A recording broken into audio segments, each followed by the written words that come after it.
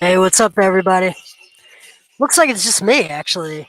Um, I was expecting more people in. So, listen, I'm going to be here um, either until somebody else joins or until the game starts. I'm in the arena today. This is Jason. I see people streaming in. So, we're here. Let's spin around. There's the floor. It's, I think Mike Scott is getting some shots up right now. Um, he looks like he's loosening up. I will say that his sore knee certainly looks sore as he came out trying to get it loose. So if we have people have things you want me to talk about, I'll talk about them. So I'm right in front of I think the visitors broadcast booth tonight, looking on the Sixers side of the floor here, looking out on their bench. So hit me with some comments. I'll start with in case you haven't tuned in earlier or seen on Twitter. Ben Simmons is out tonight. Will not play. He's got a strained calf. Looks like Austin. Thank you for joining us. So Ben Simmons out with a calf soreness. Doc Rivers said that it started getting sore last night. We still haven't gotten confirmation on starters. Let me look at my email. Austin, have you seen starters announced yet? I don't get that email yet. Okay, so I have not seen the starters announced. Uh, so Mark, that's a good question. Ben, thank you for joining us. Appreciate it. I'm guessing you're just getting up and moving in the morning. What side of Australia you're on? You're on the Perth side or you're on the east side? Um, Good friend of mine lives in Perth. He covered the Sixers. Really covered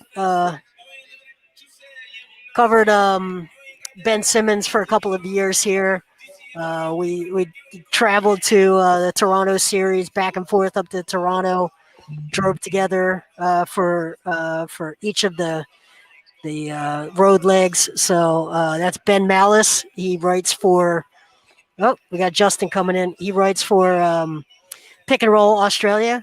So Ben definitely a lot of Bens in Australia apparently. Ben Simmons, Ben Malice, Ben Butler. Shake is not on the injury report. I've seen Shake out here tonight already, so he was warming up earlier. He should probably be back on the floor. We're 30 minutes out from game time. He'll be out soon, so I would expect him soon.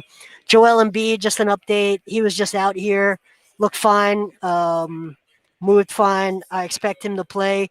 There's zero anomalies from a normal night for Joel. Went through his normal process, so I don't expect anything there.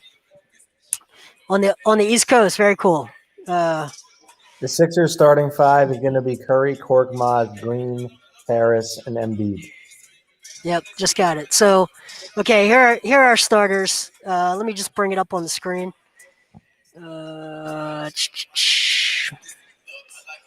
We got Carmelo Anthony, Robert Covington, Ennis Cantor, Rodney Hood, Gary Trent Jr. starting for the Blazers. Justin, do you want to take over as host? Yes, I buddy? can. I'm trying Awesome. to update. I'm trying to update the banner. All right, let me bring up these starters real quick if I can. Sure. All right, so here's our. What's that? How do you get that? I just got the email. What? It just came in while we were talking. It just came in.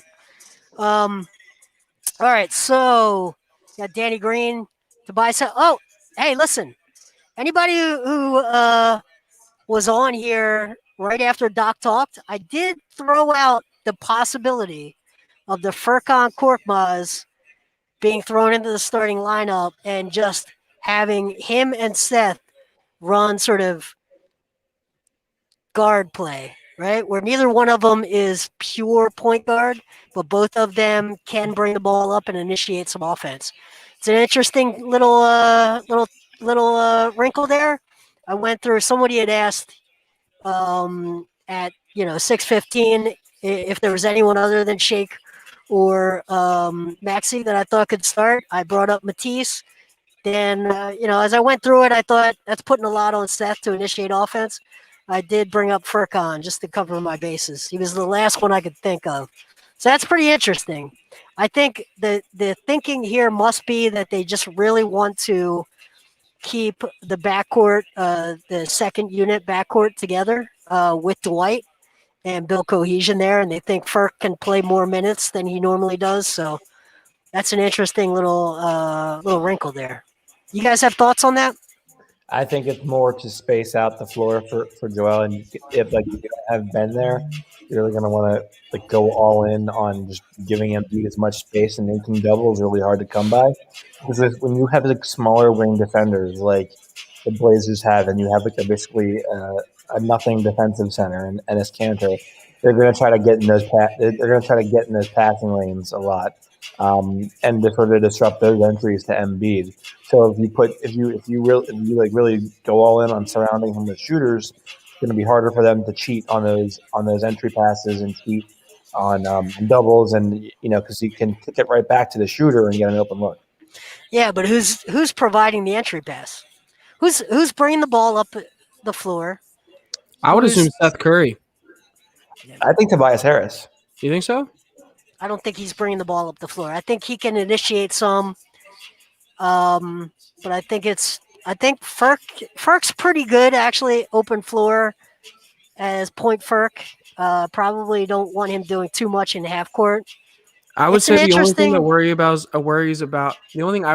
Furkan bringing the ball up the court is when he's pressured, he seems to have a bit of a harder time getting around people with his dribble. I would worry a little bit if they have Gary Trent guarding him on him bringing the ball up, just because Gary's a real tenacious defender out there. Rodney Hood, not a tenacious defender.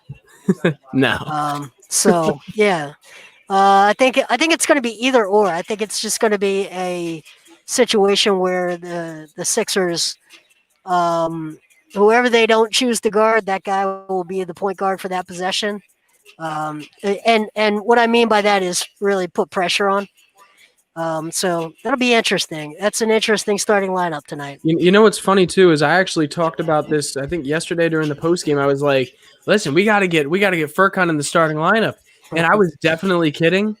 And I'm not blown away at this happening now that Ben is not in the game today, but I definitely it just did not expect it. I spoke it into existence. Yep. Spoken into it's good stuff. All right, so what else? What other thoughts do we have? Let me scroll down on this bad boy so we can see here. We got so it's those are the no officials that worry you, right? We don't have a Tony Brothers game. Terrence Ferguson is inactive for the umpteenth game in a row. Now, before it was personal reasons, now it's health and safety protocols. Mm-hmm. So sounds like he's on his way back to the team, but he's in some kind of quarantine. Paul Reed and Rajon Tucker. I talked to Rajon a couple of days ago. We had that video up on our channel. They are in Orlando for the G League bubble, so that'll be starting very soon. Ben Simmons we talked about. And Mike Scott still out here, so he's looking much better than he did 15 minutes ago where he was trying to get loose. He's running off ball, catching corner threes, making most of them. So looks like Mike Scott's on his way back. Any other thoughts, guys? I'm interested to see what ends up happening with Terrence Ferguson because, like, realistically, have you heard anything about what those personal reasons may have been after he got traded here? No.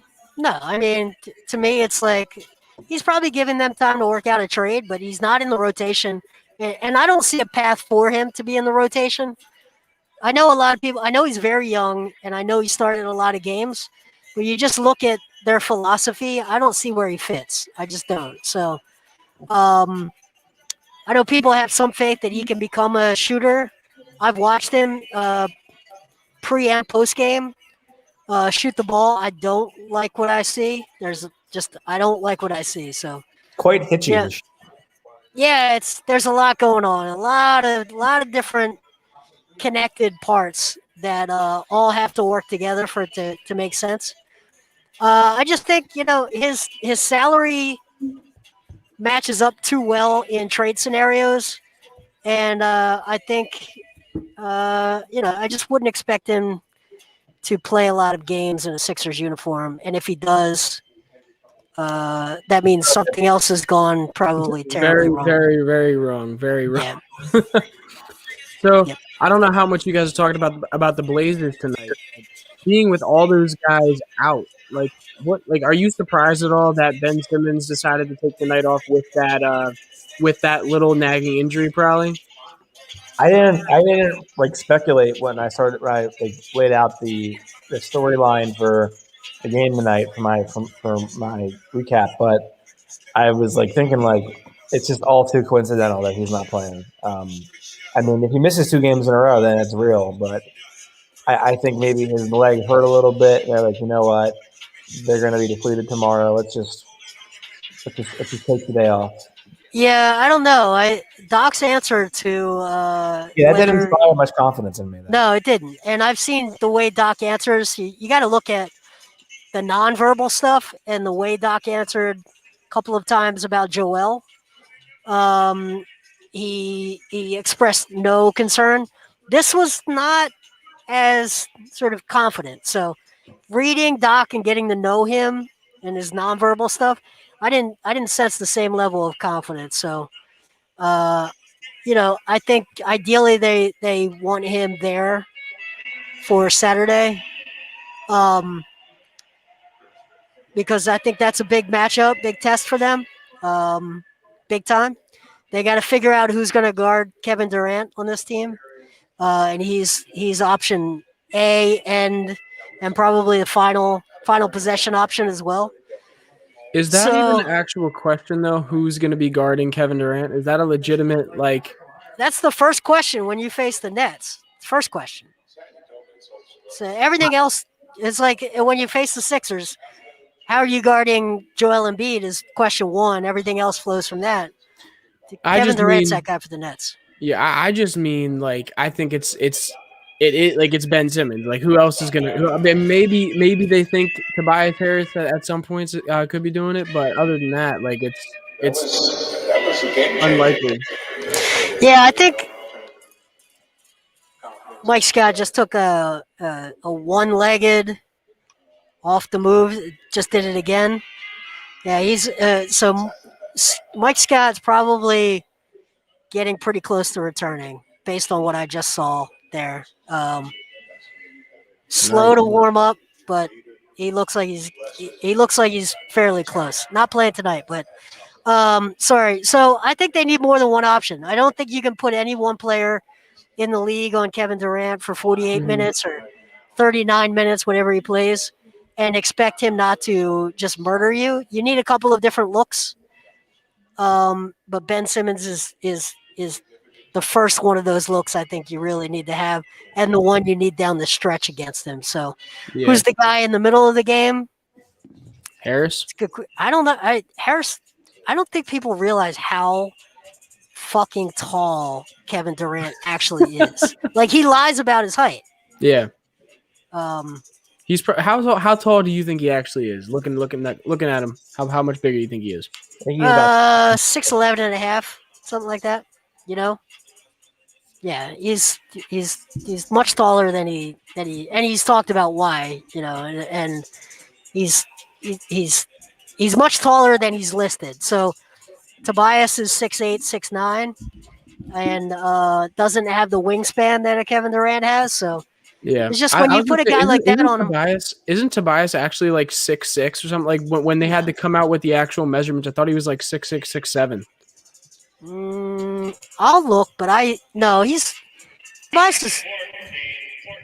Tobias is a legit 6'8" type player. Gotcha. I can look. He might be 6'7" and a half with no shoes on, maybe. I don't think Joel's a legit 7 foot.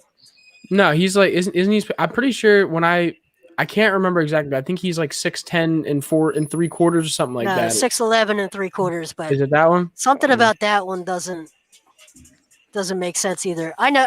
Look, I know they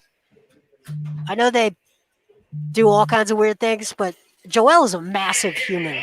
Yeah. So, all right. So for the Blazers tonight, Enes Kanter's gonna get a bunch of shots, but I think Carmelo Anthony's gonna get basically. He just came on the floor. Gonna basically get any shot he wants. I think. I think they should run everything through him and let him, go back to the glory days of 37 points on 36 shots. Oh man. It's gonna be a long game for the Blazers, I think, if that's the By case. the way, is Nadir, is he on? Big night for Nadir. He was in here. He was in here. Let me look for the comment. He Good. said Ferk starting, Austin's gonna have a heart attack. Big night for Nadir. Big he night better- for Turkish basketball. Say what? He is. I guarantee you. He will have at least 5 open threes that he'll off the catch. He needs to make 3 of them. Oh, it looks like Poirier is back active tonight. He's dressed. Yeah, so you're gonna put Rodney Hood on Ferk, right? You gotta figure Rodney Hood will get lost in space at times, be a lazy double, not rotate. But other than that, I'm a big Rodney Hood fan. Yeah, I think Ferk will get some open shots tonight. Rodney Hood actually was one of the guys that I wanted to see on the Sixers for a while. I thought he'd be an amazing piece going off the bench for us as that 6-man, 7-man role before Jake really came out and showed us what he has, and obviously before we had Maxey and Tease and everybody come out there. So I actually really like Rodney Hood. I think he's one of the great what ifs because I think there are times where he just flashes near all-star level ability, and then he just goes dark and just doesn't produce. And I'll have to look, but I don't think he's a very efficient player. You know who he reminds me of, and it's eerie how similar their career paths have been. Brandon Jennings. Brandon Jennings. Yeah. Yeah, I mean Brandon Jennings. Yeah, okay, I see it. I'm with you. We have a first. What's that? We have a first. What's that? A first where you were agreeing with Austin. Oh, it wouldn't be a very good show if we just sat around and agreed with each other, would it? It would be great. Not wrong. Not wrong. I wouldn't watch that show. I'll tell you what, they better.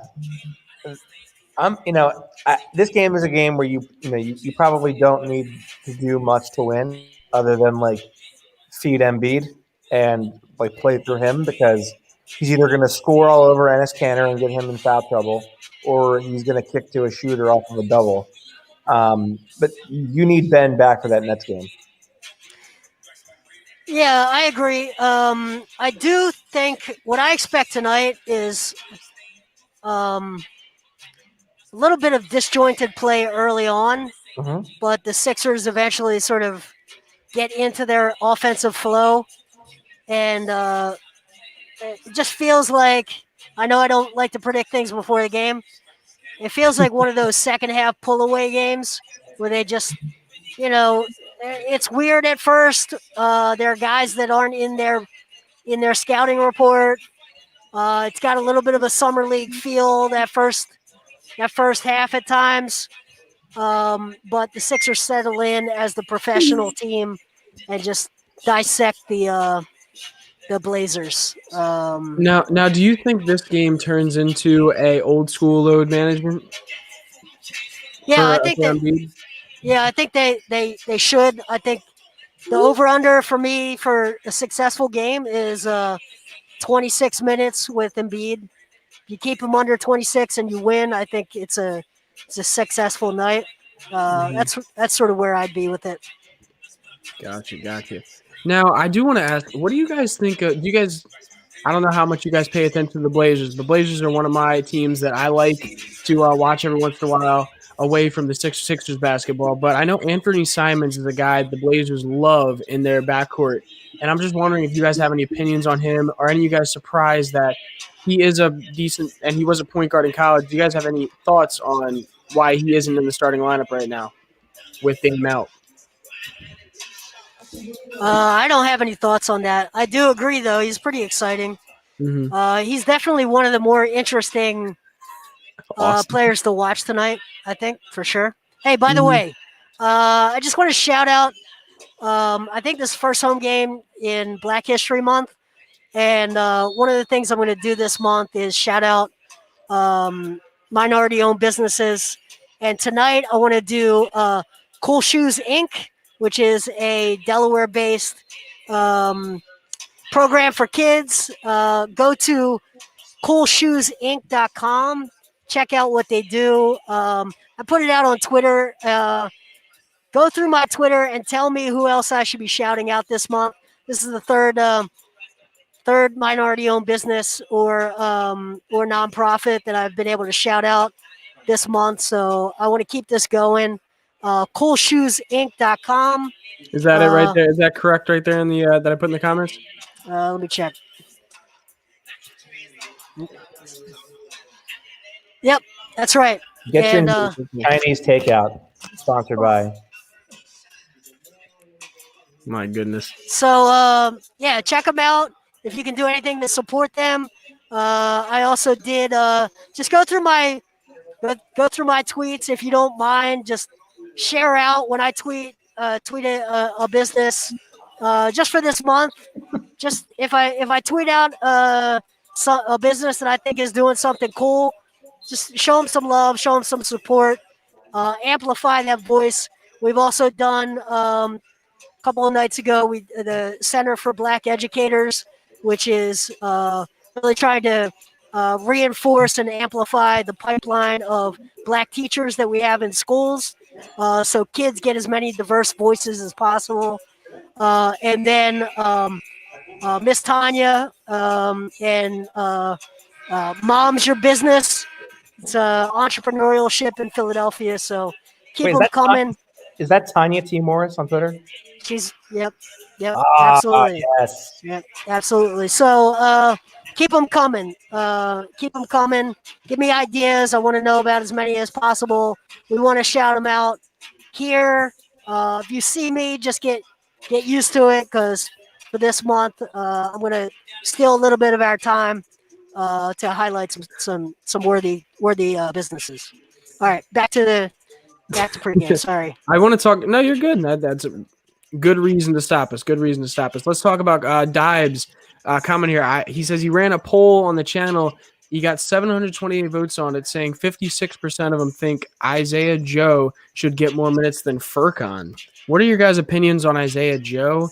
And do you think Isaiah Joe is going to end up having a big role on this team, and at some point even a bigger role than Furman Korkmaz? Yeah, eventually, yeah, I do. Yeah, I think so, but I'm surprised he's not in Orlando, quite frankly, because they have everybody. I'm looking at Isaiah Joe right now, and I just love to watch him shoot the basketball. But he's so thin. Like, I would just like, to have them stand next to each other and just take a photo of the two of them standing next to each other, and I think you'll see where it's going to take a year or two for Isaiah Joe to grow into an NBA body, and it's certainly taken 3 years for Furk to do that. And I just think people should be patient. I'd like to see Isaiah Joe play 28, 32 minutes a game in the bubble down in Orlando, and they haven't assigned him yet, because I just think it's so. There's so many variables. It's not a normal year where you can just send a guy to Delaware and it's 45 minutes away. Hey, we got Tiago joining in with us. Hey, if it was a normal year and the Bluecoats were playing 45 minutes down the, not even 45 minutes, 35 minutes down the I-95, I think you'd see Isaiah Joe getting a ton of run for the Bluecoats. The fact that they're in a bubble in Orlando, I just think it complicates assigning guys down to the G League right now. So it's because you sort of have to commit him to 2 weeks. And right now, it's hard to take anybody out of your 17-man roster for that kind of time when you never know who's going to be available on any given night. Yeah, and I think that makes a lot of sense.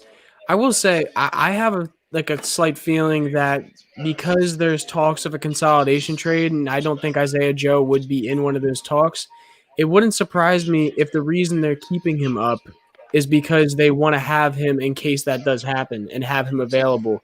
What are your thoughts on that? Do you guys have any opinions? He's just so skinny still. It's like, honestly, I think rookies can come out early in a season and show some flashes, but the NBA season is a grind. It will wear you down. It's college season is 30 games. NBA season, even this one is going to be 72 games. And unless you really have unless you have an NBA body, it's hard to describe what that really is. And the guy's like 170 pounds. Yeah. It's like I don't think it's fair to expect it, but I love his long term. I think at 6 foot 230, I think I had a really good NBA body. Definitely. I think you should go run out in the court right now, Austin. See how fast they kick you off. I would need a stretcher and an inhaler in about 5 minutes. I think I'd be done. Especially with the pace Doc's running his offense at. You'd be done. Listen, you want me switching on screens? Forget it. Hey, that does mean you get the switch. Yeah, no. But nobody's asking for a screen when you're guarding them. They're ISOing you all day long. We're going to play a different version. Nobody needs a screen when you're guarding them. We're going to play a different version of the drop coverage where instead of me dropping to the basket, I'm just going to drop to the floor and gasp there. Oh, my goodness. Oh, there's a good line right there. Austin, do you think you can defend Carmelo Anthony on a switch? If Melo throws that fake, I'm biting. I'm coming down. My goodness. I think you need 5 years of service to qualify for the disability package. Is there like an NBA pension like there is in baseball if you have 10 years? Yeah, there is. I'll tell you what, all I need to do is just ride a bench for like 10 years and then I'm golden. I think you only need 5 years of service, I think. Well, then I'll tell you what, I'm planning for 5 years to blow out my knee in year 4. In what universe? Not even in the Space Jam universe where there was only 2 teams. If they had to fill out another 28 teams, not even in the Space Jam universe, are you lasting 4 years in the NBA? I'll tell you what, right? My knee hurts right now, and I haven't moved in about 6 months. My guess is I would probably last about 3 minutes in the NBA. I might get one shot off, and that's about it. You can call it a career. So who's the 24-year-old and who's the 40-year-old right now? Well, no, I think my body is of a 45-year-old. What did you do growing up, man? Come on. You would be good in the 90s. The 90s. Sat around a lot. I would have been like I probably could have made the NBA in the 1930s when it first opened, when it first started. Yeah. By the way, knew what basketball was. Blevins may be playing tonight on the floor. The Trailblazers are very shorthanded. So just watch for it. Well, who did they even have on the bench? Blevins will be on the floor. Might happen. Are you right behind their bench? Well, hey, listen, my family already has the best Twitch gamer in the universe, right? Ninja is the Blevins. I appreciate it. He's not talking about you, Austin. I think he is. Yeah, man. All right, what's the view like, Justin? I mean, yeah. What's the view like, Jason? It's as good as it gets. It's perfect. Beautiful. This right behind me is the Trailblazers broadcast team. Yeah. So that's the road broadcast. Unless that's Tom McGinnis. That might be radio. Here, look. Can you say? Is that Tom? No, that's not Tom. That's somebody else. Okay. All right. He's going to think you're weird, though. You're just putting a camera up at his face. Oh, everybody knows I'm weird here. There's no think. I don't have to worry anymore. That's amazing. I love it. I love it. So, how long we have you guys? How long you thinking? I'm gonna jump in 2.5 minutes. So I also have a battery life issue. So Oh, man. yeah, post game might be tough for me. I got these new Beats Flex Bluetooth headphones, and they Yeah. don't use the I'm wasting everyone's time. They use like the laptop charger plug Damn right for you my are. headphones. Yeah, sorry about that. Nobody cares about my power issues, but I'm basically going on battery tonight. So That's amazing. I love how Jason like recognizes he's talking about nonsense right in the middle of him talking about nonsense. It's amazing. He Hey, calls look. himself out. It's great. you have to be your own worst critic. And This if you is can't not be your right. own worst critic, you have to be Austin's worst critic. This is the nicest thing that Deer's ever said to me. It's not you, Austin. It's not you. I don't know about that. I think it is. He's talking about Jason, man. I don't- Look, he said it. He said it. Where'd it go? Tell you what, Ricky, you're still in the G League covering games. I don't want to hear it. Listen, I'm just excited to be here. I am in the G League covering games. You're goddamn right I am. I'm not too good for the G. I am covering them Same. too. I emailed Matt Murphy. Oh, so now you're covering him because Jason's covering him. Oh, I see. No, First is making fun of me, and now told Jason's Matt covering. Murphy I was going to be writing some stories on the Good. G League, and I went and he said I was on the list, so I'll be there. Were you on the other night, All the other day for the media day? I was on. I was working. I was on. Justin was on. I was on. I was at work. I have a job. Hey, Austin, when you're down in the G League, Okay, I'm sorry. Hey, look. Austin, Sorry, Mr. Working Man. when you're down in the G League, ask for a Jordan Moore. See if he's out there. Hey, by the way, Tiago, I am going to be in the bubble. So the Sixers play, I think it's the 21st and the 23rd against the Raptors. I'll be Yeah. at those games in Tampa. But the 22nd, I'm going to be in the bubble cover. And I hope the Blue Coat, I haven't seen their schedule, but I'm going to cover as many many G League games as I can that night. So I'll see how that whole bubble experience is. So how does it work, Jason? Are they doing a G League in the bubble? Yes. Okay. Yeah. The whole They're season. down. They're down. Yeah. Okay. So they're doing a shortened season, and then they're doing a. Correct me if I'm wrong, Jason. They're doing a single elimination playoff series. Sounds right. Yeah, it's Yeah. going to be very short. I think they're done by the end of March, right? Okay. Something like that. It's gonna be a short season. I think they're. I'm excited honestly to see what that looks like because especially with the. Oh, are we losing you? Yeah. By the way, John Chaney.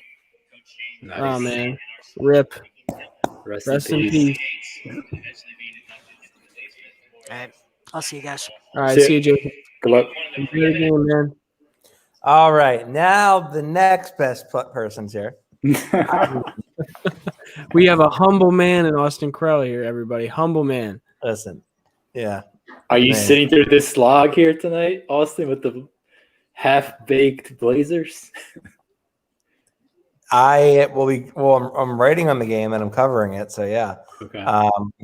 But so I think the Blazers are like one of the worst defensive teams in the entire league. I think they're averaging, or I think they're giving up like, I want to say, I'll pull it up right now. above league average points per 100 possessions.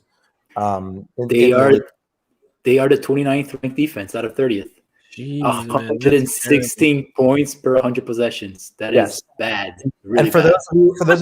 those of you who don't know, that's basically what defensive rating is. Defensive rating takes your 100 possessions, so that way it's accounting for pace, adjustments, different lineups, all that different stuff, aggregates it on an even platform, and then it says this is the number of points you score per 100 possessions. You want to have roughly less than 108, 107 points per 100 possessions, and you want to have anything lower than that's great. Anything above like 111 is really bad. The Blazers are at 116. So they don't really defend anything, and they do not have a defensive-minded big man in the paint. So this is really a night to kind of blow up Joel's stats, if you will. Yeah. Not that his stats already look blown up this season, which is insane to think about. Because he was already like a 24-point scorer per game, and now he's all the way up at 28. You love to see it, man. You love to see it. So just for context, the Sixers are the third best defense. They're at 107, which is a canyon-sized gap between where Portland stands today. So expect that. Now, a lot of that has to do with the fact that you have Ben Simmons on your team, who is, by all, I think in a lot of ways probably the best or second best top three, defensive wing in the league. So that helps, obviously. But it's going to help if they don't have Damian Lillard. They don't have CJ McCollum tonight. Really, it's this is going to be a 3-point game, a 3-point shooting game for the Blazers. I think Covington's shooting like 29% this year. Is that right? Yeah, he's shooting bad right now, like 30%. Yep. And I think he's averaging like almost 6 shots on a game too. So I think he's like 5. It's 5 point something. It's bad. Mm-hmm. So I think you have to expect that they'll key in on Gary Trent Jr., who's been lights out.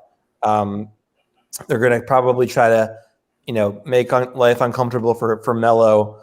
And they're also going to have to keep track of Anthony Simons, who is, I think things are starting to click for him, and he's starting to catch up to the NBA speed. But he's still not like CJ McCollum and Damian Lillard, who, by the way, both are vying for all-star positions. I believe CJ was in the MVP conversation for like 2 weeks, and then, things sort of went in the other direction for guys that had elevated their play.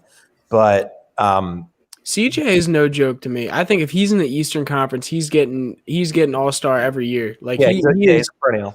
He is one of those guys to me that's just, I feel so bad for him that he's stuck under Damian a little bit. Obviously it's awesome because having 2 guards of that caliber is just like unreal. But to me, it's like if he was on a team where he could be that star guy, I think he could really do a lot for a team. Yeah, to your point, I do think in the future, if Portland wants to make a move, that could be their move down the line. I mean, you have to wonder what their ceiling is with this roster in the West, right? So 2 offensive-centric guards and don't really defend. Where is that really going to take them? And I think the market for CJ has to be really high. That's the guy that when – I'm not going to lie, and this is going to sound very dumb now, but when Embiid was constantly getting hurt, and I was like, all right, is it going to be better to build around Embiid or Simmons? When I was thinking about that narrative that was being thrown around like last year or 2 years ago, I was like, if we had to do it, I could trade for CJ McCollum. I could do it. Like CJ McCollum would be a beastly guy to put next to either Embiid or Simmons. Okay. Yeah, you're on that island yourself there, Justin. Oh, listen. Now I completely know that, but when 2 years ago when I was a very, very casual NBA fan, I was like, I could do it, and now it's like hell no. But yeah. I think CJ McCollum is so fun to watch. Yeah, consistency has been a little bit of a problem in his career. At times he's been a little bit he's gone through lulls, but he's, I think, one of the most explosive scorers in the game. Not super athletic though. He's just a very good ball handler, very good quick twitch kind of guy. He doesn't really have the vertical pop that a lot of guys that are stars have. Like Russell Westbrook has a lot of vertical pop. Mm-hmm. LeBron, obviously, amongst others. But he's an incredible shooter, really good ball handler, senses contact, fights through can shoot through contact. And I think he's one of those guys that is really, really, really just a really slithery, tough guy to guard. And never been an all-star, which tells you how competitive the West is. I'm looking at it right now. Never been an all-star team. It's incredible. So, all right, guys. I'm taking off from here. I will now hand the keys over to Justin and Iago. You guys enjoy. And get ready for the post-game show. I will try to keep this ugly off the screen. We'll see. All right, man. Good luck, man. Take it easy. Enjoy the game. Enjoy writing your article. We'll see you later, all right? Later. See you, Austin. If you guys did not know already, that was Austin Krell. I will be taking over as host. So let's go Sixers. Here we go. Right now, I got the Sixers getting ready to come up and play. Tobias Harris is getting on the court now. I don't know. Are we on the same level right here? Are we on the same? I'm just looking at Melo right now. Melo's warming up the ball. You got Joe. I got Joe walking on the court right now. Yeah. Okay, so you might be a little. And Rodney Hood. No, I still saw Rocco. You might be way ahead of me. I don't know where you're at. I just saw Tobias walking the court. Okay, yeah, I'm a little bit ahead of you. That's fine. I'm trying to check out the comments a little bit right here. Got Ben Butler saying smash the like button. Yes, please smash the like button. We got Pedro Casas, our Brazilian, coming on here saying Embiid with the 40 plus tonight. Honestly, what do you think tonight? What do you think about Joel Embiid? Do you think obviously, I think he could have a big game tonight, but do you think he even plays enough minutes to have a game like that? So first I'm going to answer Pedro's question because he asked me how long have I been living in the U.S. So Pedro, I've been here for about 30 years now, so it's been a while, man. I do not suggest you following my footsteps. I think Joel's going to have a pretty good game. Is Cantor the one starting yet? So I think right now, I think the lineup for them, it's Gary Trent Jr., Rodney Hood, my goodness, Carmelo Anthony, Rocco, and this Cantor. Yeah, so Cantor can handle Joe okay in the post, but Joe's game has expanded so much more. We saw that against Gasol, right? So he was attacking him off the dribble, shooting, from long distance. So, once you start bringing Cantor out of the paint, it's game over. He just doesn't have the quickness to really defend at that level. So I'm not gonna lie. Joel Embiid just hit his first mid-range shot, and when Joe hits his first mid-range shot and at that free throw line, game over already right there. Like Joe is one of those guys that if he's not hitting early, it's kind of he never at least that's what I've noticed. If he's not hitting shots early, you kind of worry a little bit. Typically, yeah. I like Seth. I just saw that shot, so I like Seth working off the pick and roll there. They had a good 1-2 play right there. So without Ben on the court, right? Mm-hmm. Who's going to do a little bit of that creation for you? Who's going to create those open shots? And you already saw that right off the bat. Seth Curry's one of those guys. Yeah, so I think that that's why I said I don't think you were on here yet, but I think we had asked who's going to be bringing the ball up for the team, who's going to be the guy facilitating, at least down to Joel. And I said honestly, I think it would be Seth, just because he is probably the guy in the starting lineup right now that has the most point guard experience, and also I think he is a major underrated playmaker. In my opinion. Yeah, I agree. I mean, he has a very defined role with the Sixers, which is, to shoot. But it's good to know that you can count on him to provide you some of that ball handling in case that you need to. We don't need a lot of that. So I already saw Tobias blow right by Rocco. Yep. Not a good look for the Covington fan base. Yes, sir. He has not been good this year. I mean, it's not been the player, even close to the player who was in Philly. Yeah.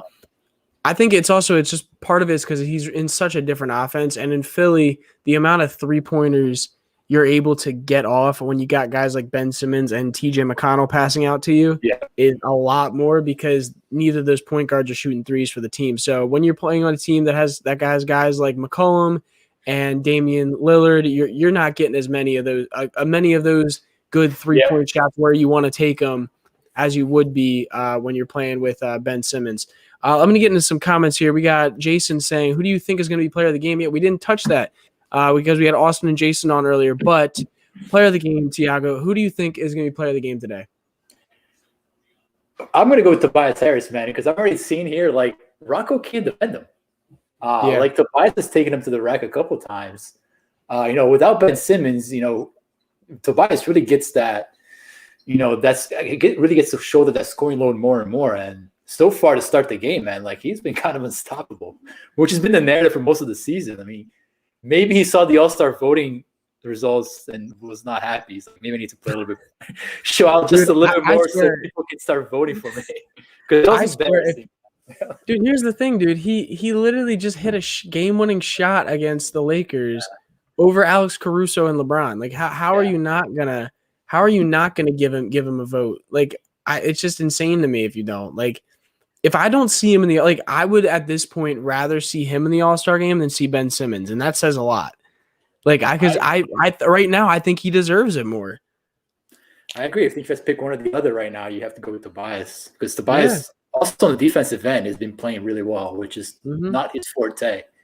Where is he right now? Where is Tobias right now in defensive rating? Because I know in the beginning of the season, within the first 10 games, he was up there in top 5 defensive rating, which is insane to think about.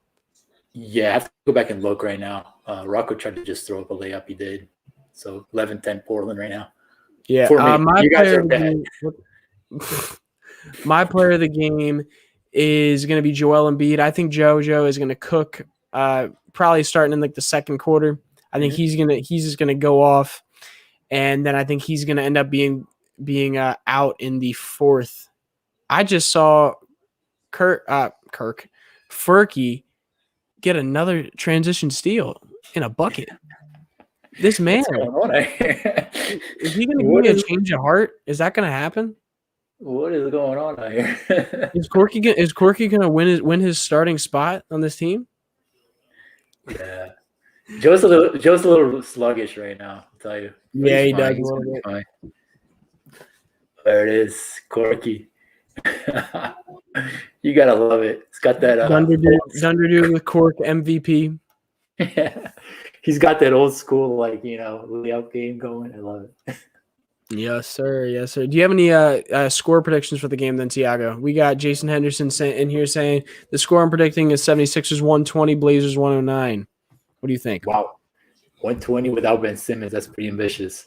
I'm going to go with 105, 100, something like that. More of a low-scoring game, even though I know Portland's defense is pretty bad. Yeah. I don't know. I got a feeling it's going to be I think the team's thinking of Saturday. I think Saturday's a big game, or, you want to see all the guns out on Saturday night. So I think they're a little thinking ahead. Yeah, Dunder, I think this is a little bit too much for me. I don't think you're scoring 130. And listen, I understand the Blazers are really shorthanded, and the Blazers already are not a great defensive team. But you're like Tiago said, you're missing your best facilitator and your best facilitator of 3-point shooting. And I think that's going to make a very big difference. Usually, and you can see it even when Ben is out and guys like Danny Green are in. Danny Green plays significantly worse or at least hits significantly less of his shots when Simmons is out of the lineup. And I think that's just because you look when Simmons is passing, that ball is in the pocket for everybody. He is getting so many good open shots for everyone. And so I think that's the only reason why I would say the score is probably going to be around, I don't know, maybe that 110 to 115 mark for the Sixers, and probably the 100 to 105 mark for the Blazers.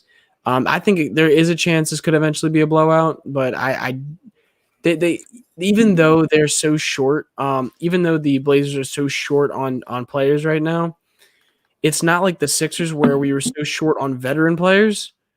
It's not like the Sixers where we were so short on veteran players. On all our vets were out. We had literally Danny Green was the only guy that was a veteran in the NBA playing on the team right then.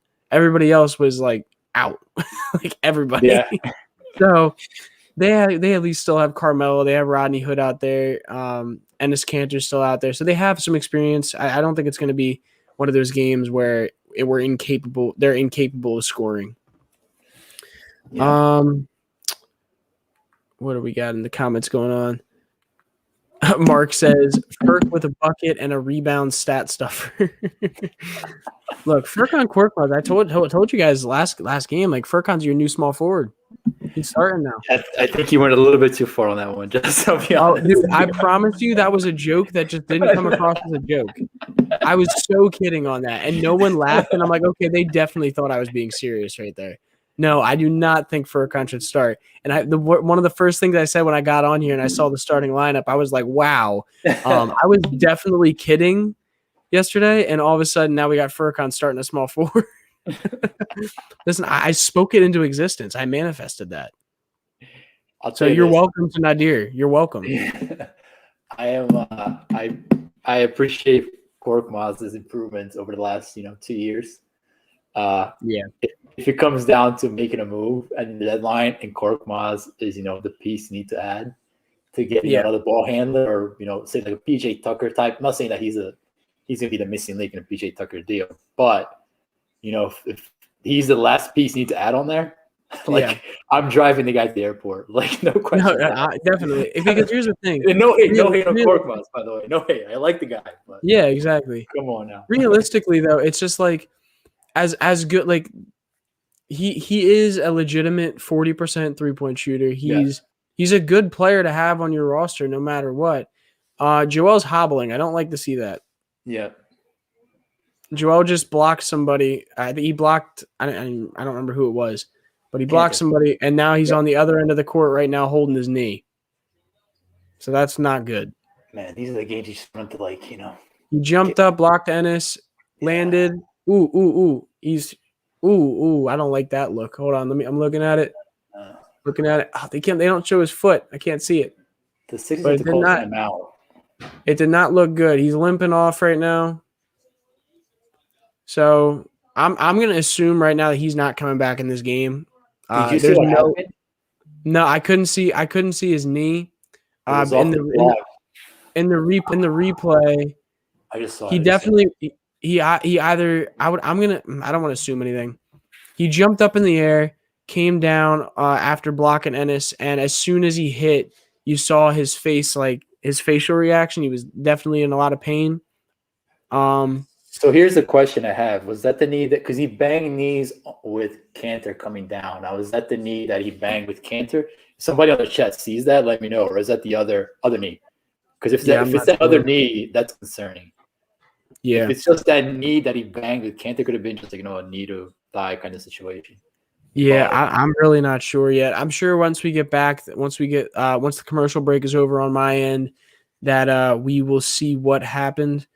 Chris Dunn says, I think he banged it knee to knee, hopefully. Yeah, I mean, my only concern is that it wasn't like he was running it's not like you're running and you just hit a knee on it. He actually jumped up in the air and came down. So one of my concerns is if he could have buckled it or if he hyperextended it, that's something that I'm a little bit concerned about. Also, there's a lot of ligaments in that area. Also not a happy thing. And but this is one of the things that is scary about a guy who isn't afraid to go up and try to block someone's shot on the chase down. I mean, this is what you appreciate about Embiid, right? He's always been that guy who plays really hard. If you remember, his rookie year, he was the guy diving in the stands and for a loose ball in the second quarter. So you love that about him. I agree. Nice. He kind of toned it down a little bit, but I think his instincts are to just, be that kind of player. You appreciate that. So hopefully, it doesn't look like he may be anything too serious. Yeah, I don't know. That the face just scared me. Yeah. It's never good when you see that kind of pain, especially when he stops and is holding his knee. I'm looking at the replay, and he jumped up, landed. Ooh, it looked like it might have been So when he landed, it's and this is why I said it kind of tweaked this way. You saw that? When he landed, it tweaked to the right. It looked like his ankle, but it looked like also his knee might have done something there too. It just gave out on him. Man, this team is just playing the right way right now. What do you see when you see that? Let me take a look at it again.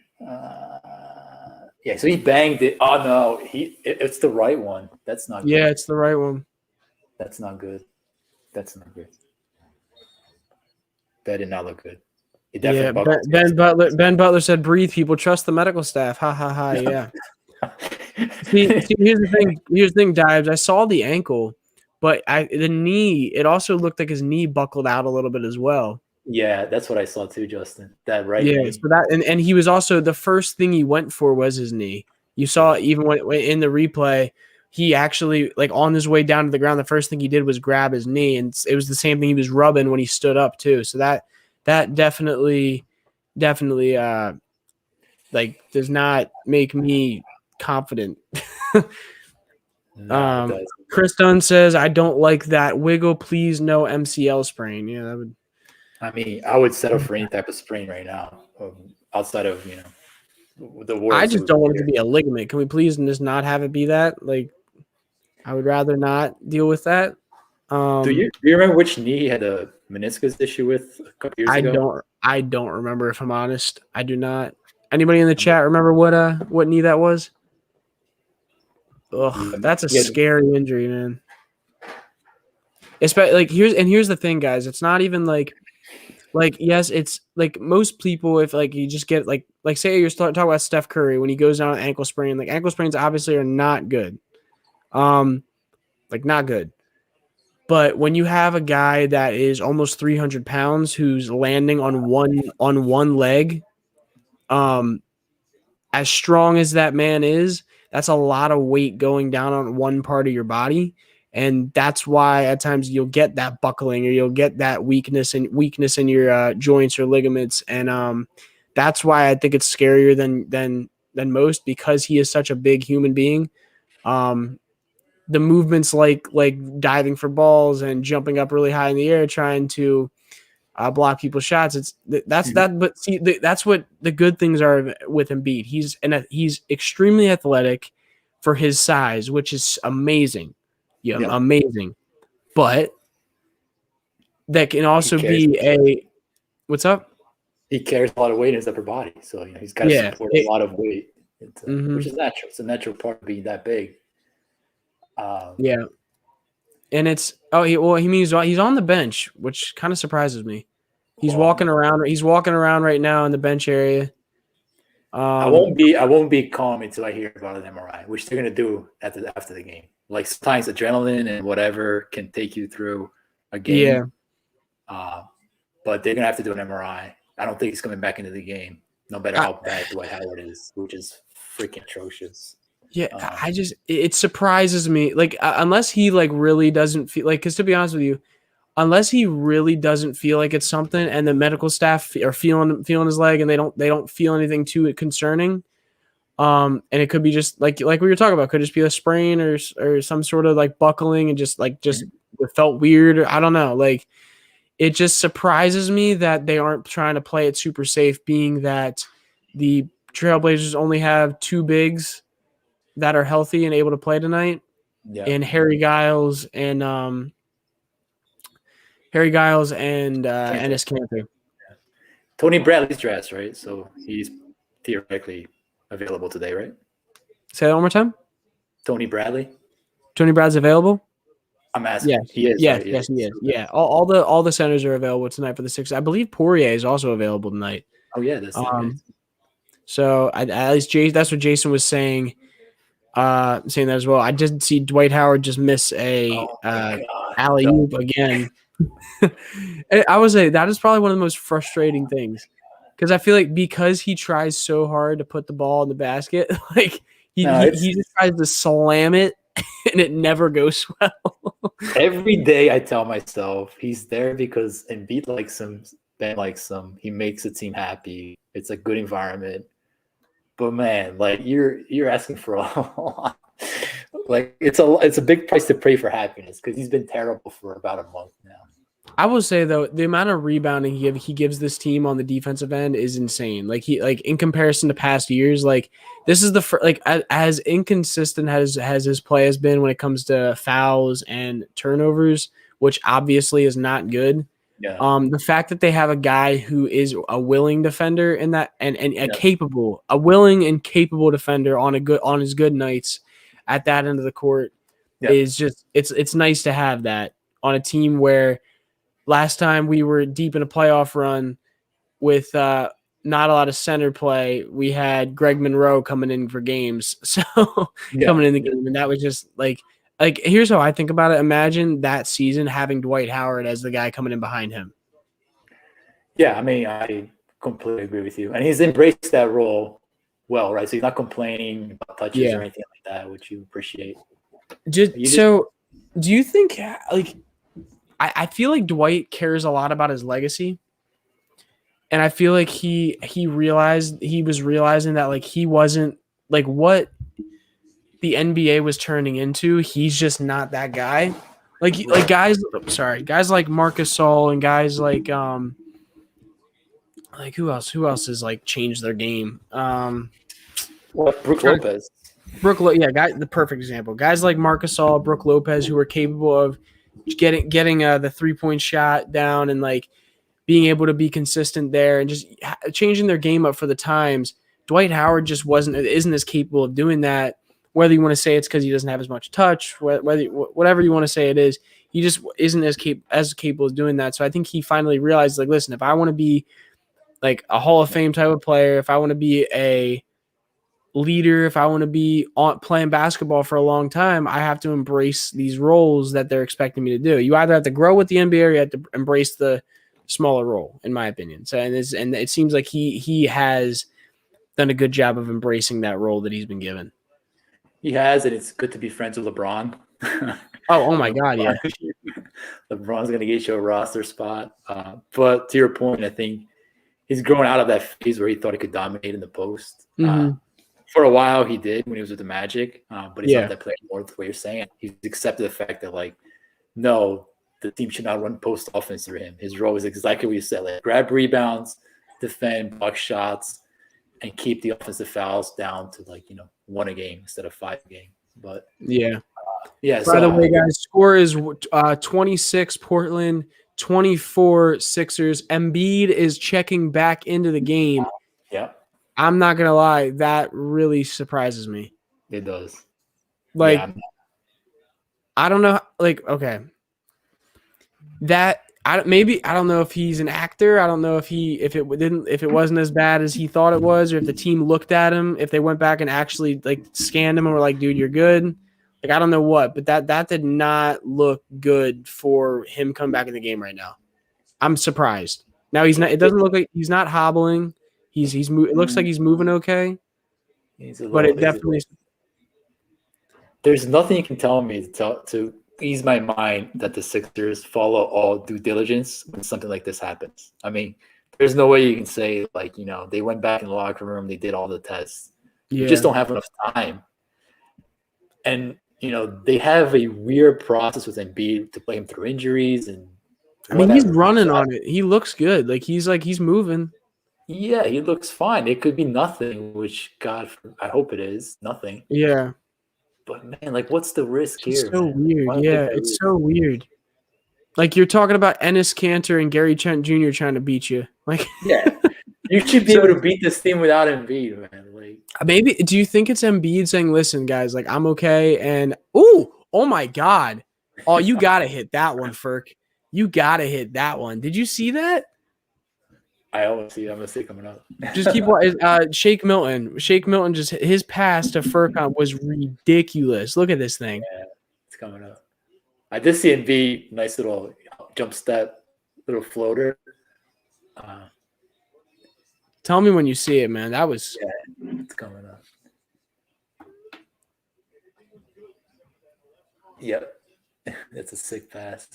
Bro, he he was on the other side of the court, threw it around his defender and the other guy's defender, and I think another guy's defender too, and it bounced past directly to the pocket for Furkan, and he bricked it, but that pass was all I needed for that one.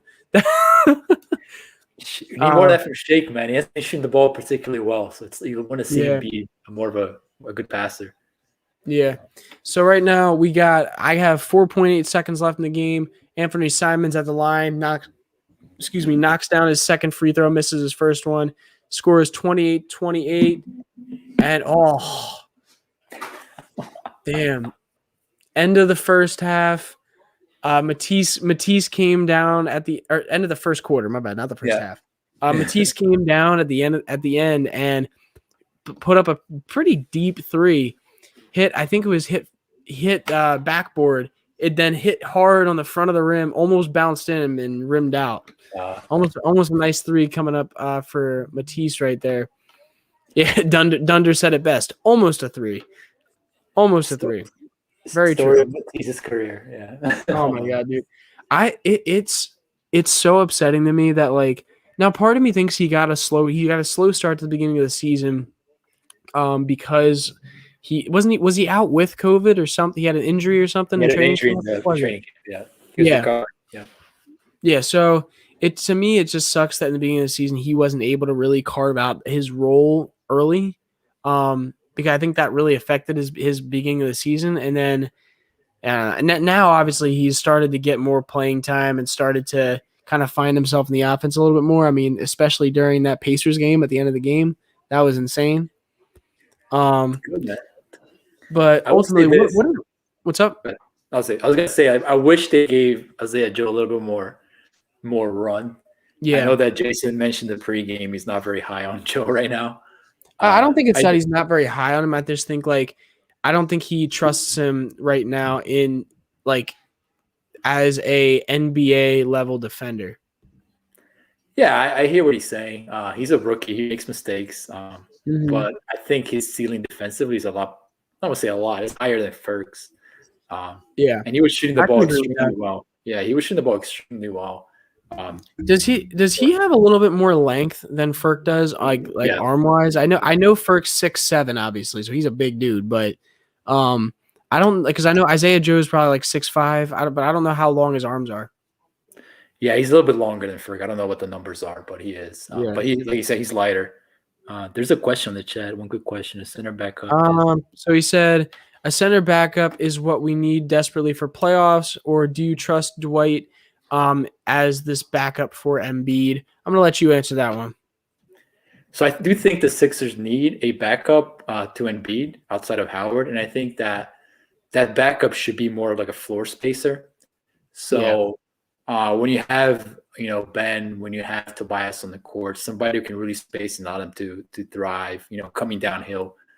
Dwight has been okay, but the numbers with Ben haven't been particularly good. That second lineup hasn't been particularly offensively explosive. And if you guys, we talked about this in the past, if you recall, Ben a couple years ago when he had Ilyasova as a center. I'm not saying again they should go after Ilyasova because I don't think Ilyasova is the right person. But you saw how much wide open the court was. So it would be nice for them to get a good floor spacing center. Like the ideal name everybody goes to is PJ Tucker. I think because I think that literally that's the best option you can get in the league for that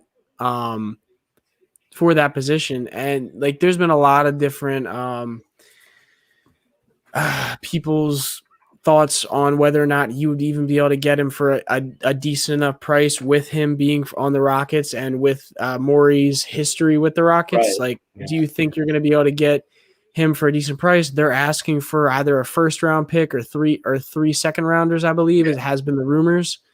So it's is that worth for future depth, being that PJ Tucker is on an expiring contract and you do already technically have that stretch 4-5 role in Mike Scott?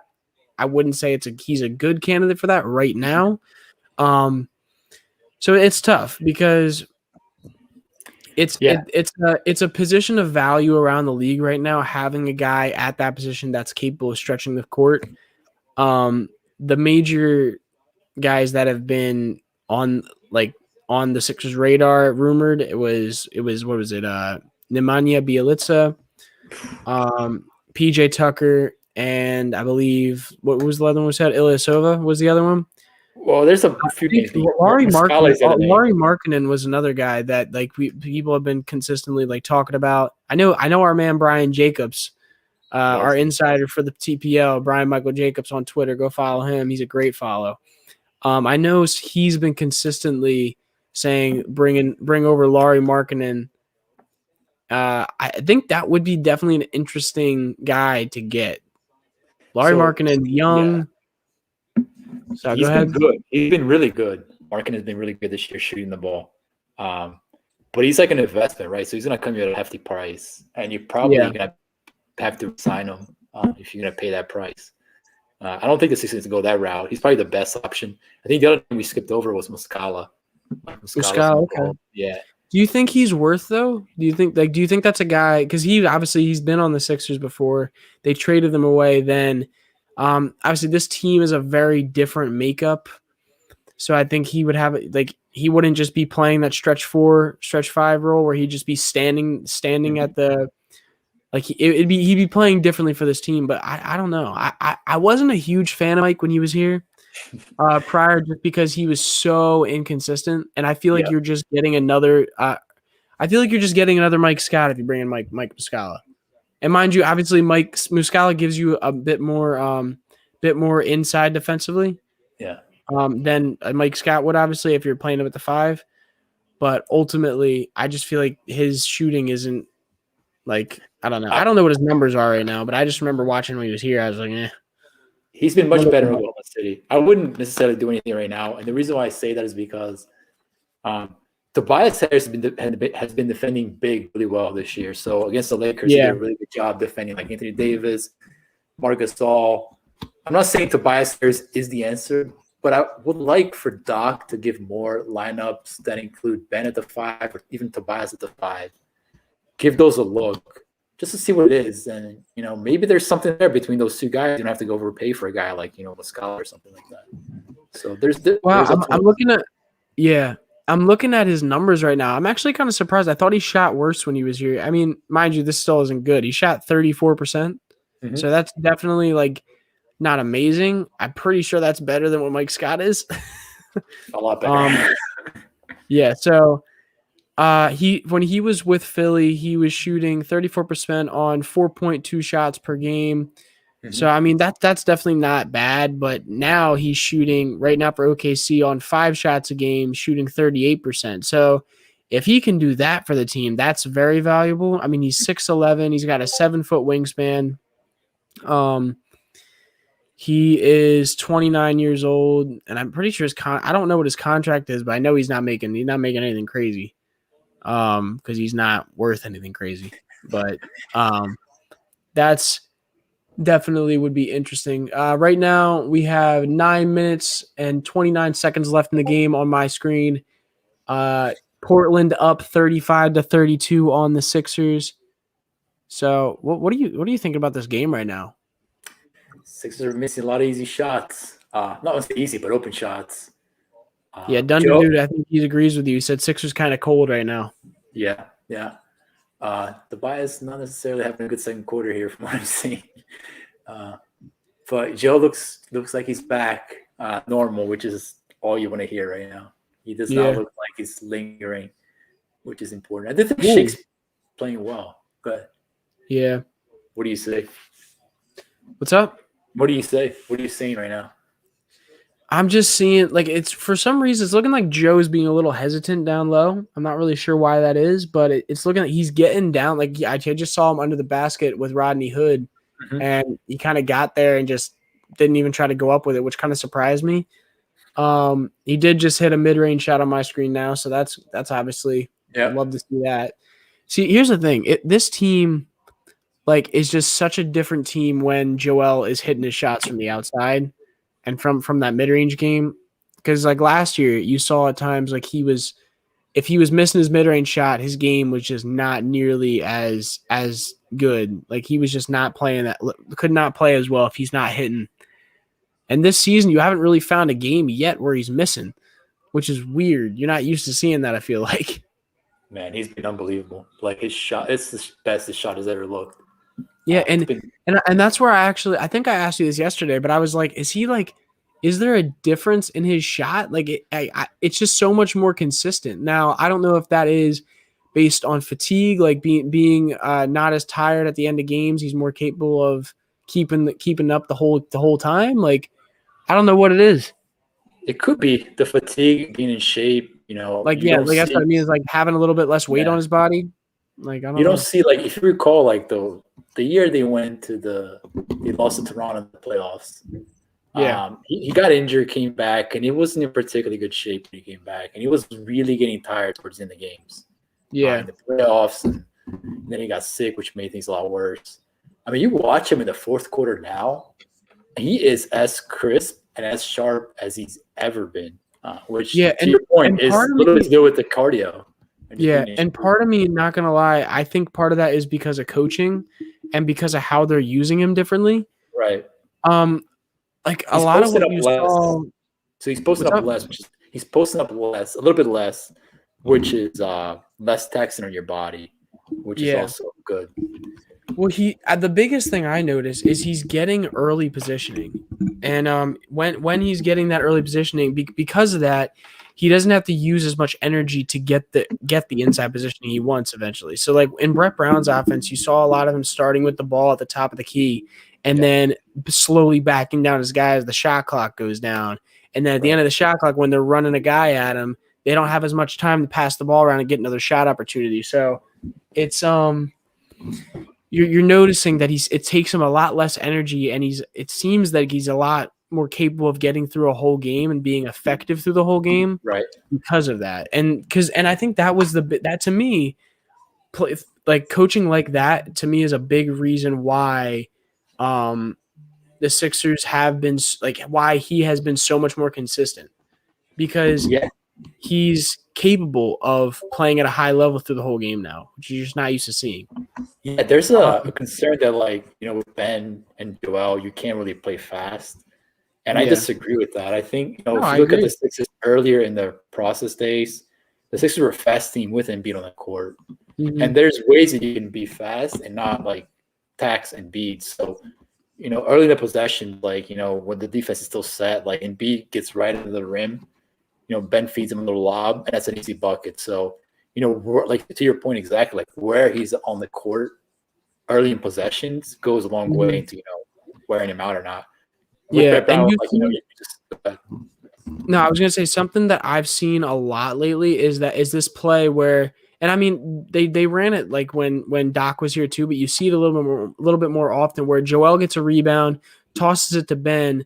Ben will sprint up, and instead of Joe stopping at the 3-point line and shooting up a 3 earlier in the shot clock, he'll try to run all the way to the rim, and if that lob is open, he's hitting him for it. Yeah. Or if he's open down low, then he hits him right there. So it's like they're getting more high percentage looks, and they're also taking more time off the shot clock. I've noticed that a lot. Is that we're not just throwing up a bunch of threes. Right, and Ben is the point guard who, like, if you run, it's going to give you the ball. You get those point guards who are like, oh, the big man just runs down the court and they take like a contested mid-range shot. Yeah. And if I'm like the big man at that point, I'm like, yo, man, like, are you kidding me? But Ben is like, nah, man, you're going to run, I'm going to reward you. So I appreciate that about his game. So yeah. And I think that it's like, and that's where my thought goes to Ben. And I'm just like, dude, like, it's just so underrated how amazing he is for this team. And real quick, before we get into Ben, I want to talk about him for a little bit. But Marky215 says, we're missing Ben's elite defense. I think, like, obviously you always are going to miss a guy who plays amazing defense. I don't think defense is the issue right now. The fact is we're just not hitting shots. Like Pedro said, we are 0 for 8 from 3 right now, and that's just not normal. Oh, my God, Joel. Dirty, man. Dirty. I will say this. I wish the Sixers stopped fouling. They were up to 10 free throw attempts. So, defend without fouling. Yeah, Joe is literally insane. Yeah, he I would just be so mad if I had to guard him. Like, can you imagine? Like here's the thing. We used to be you used to be able to say, like, okay, we're going up against Boston. Al Horford's coming in. Damn, like, Joel, we're screwed. Joel's gonna get locked up. Yeah. And now it's like I can confident, and I used to say that about Marc Gasol too. Like, when we were going to the Lakers game, I was like, all right, like, it's gonna be interesting to see how he does against Mark, considering and every year in the past, Mark has been able to lock him up. And now it's just like I don't think anyone can. Like, I literally cannot think of one person in the league right now that can lock him up. Even a guy like Giannis. Now, like, obviously Giannis has length on him when it comes to, like, and he's like close to the same size, but he has not even close to the weight that. I don't even think Milwaukee would match up Giannis with Embiid, to be honest. Oh yeah, because they just want to put Giannis on the third scoring option.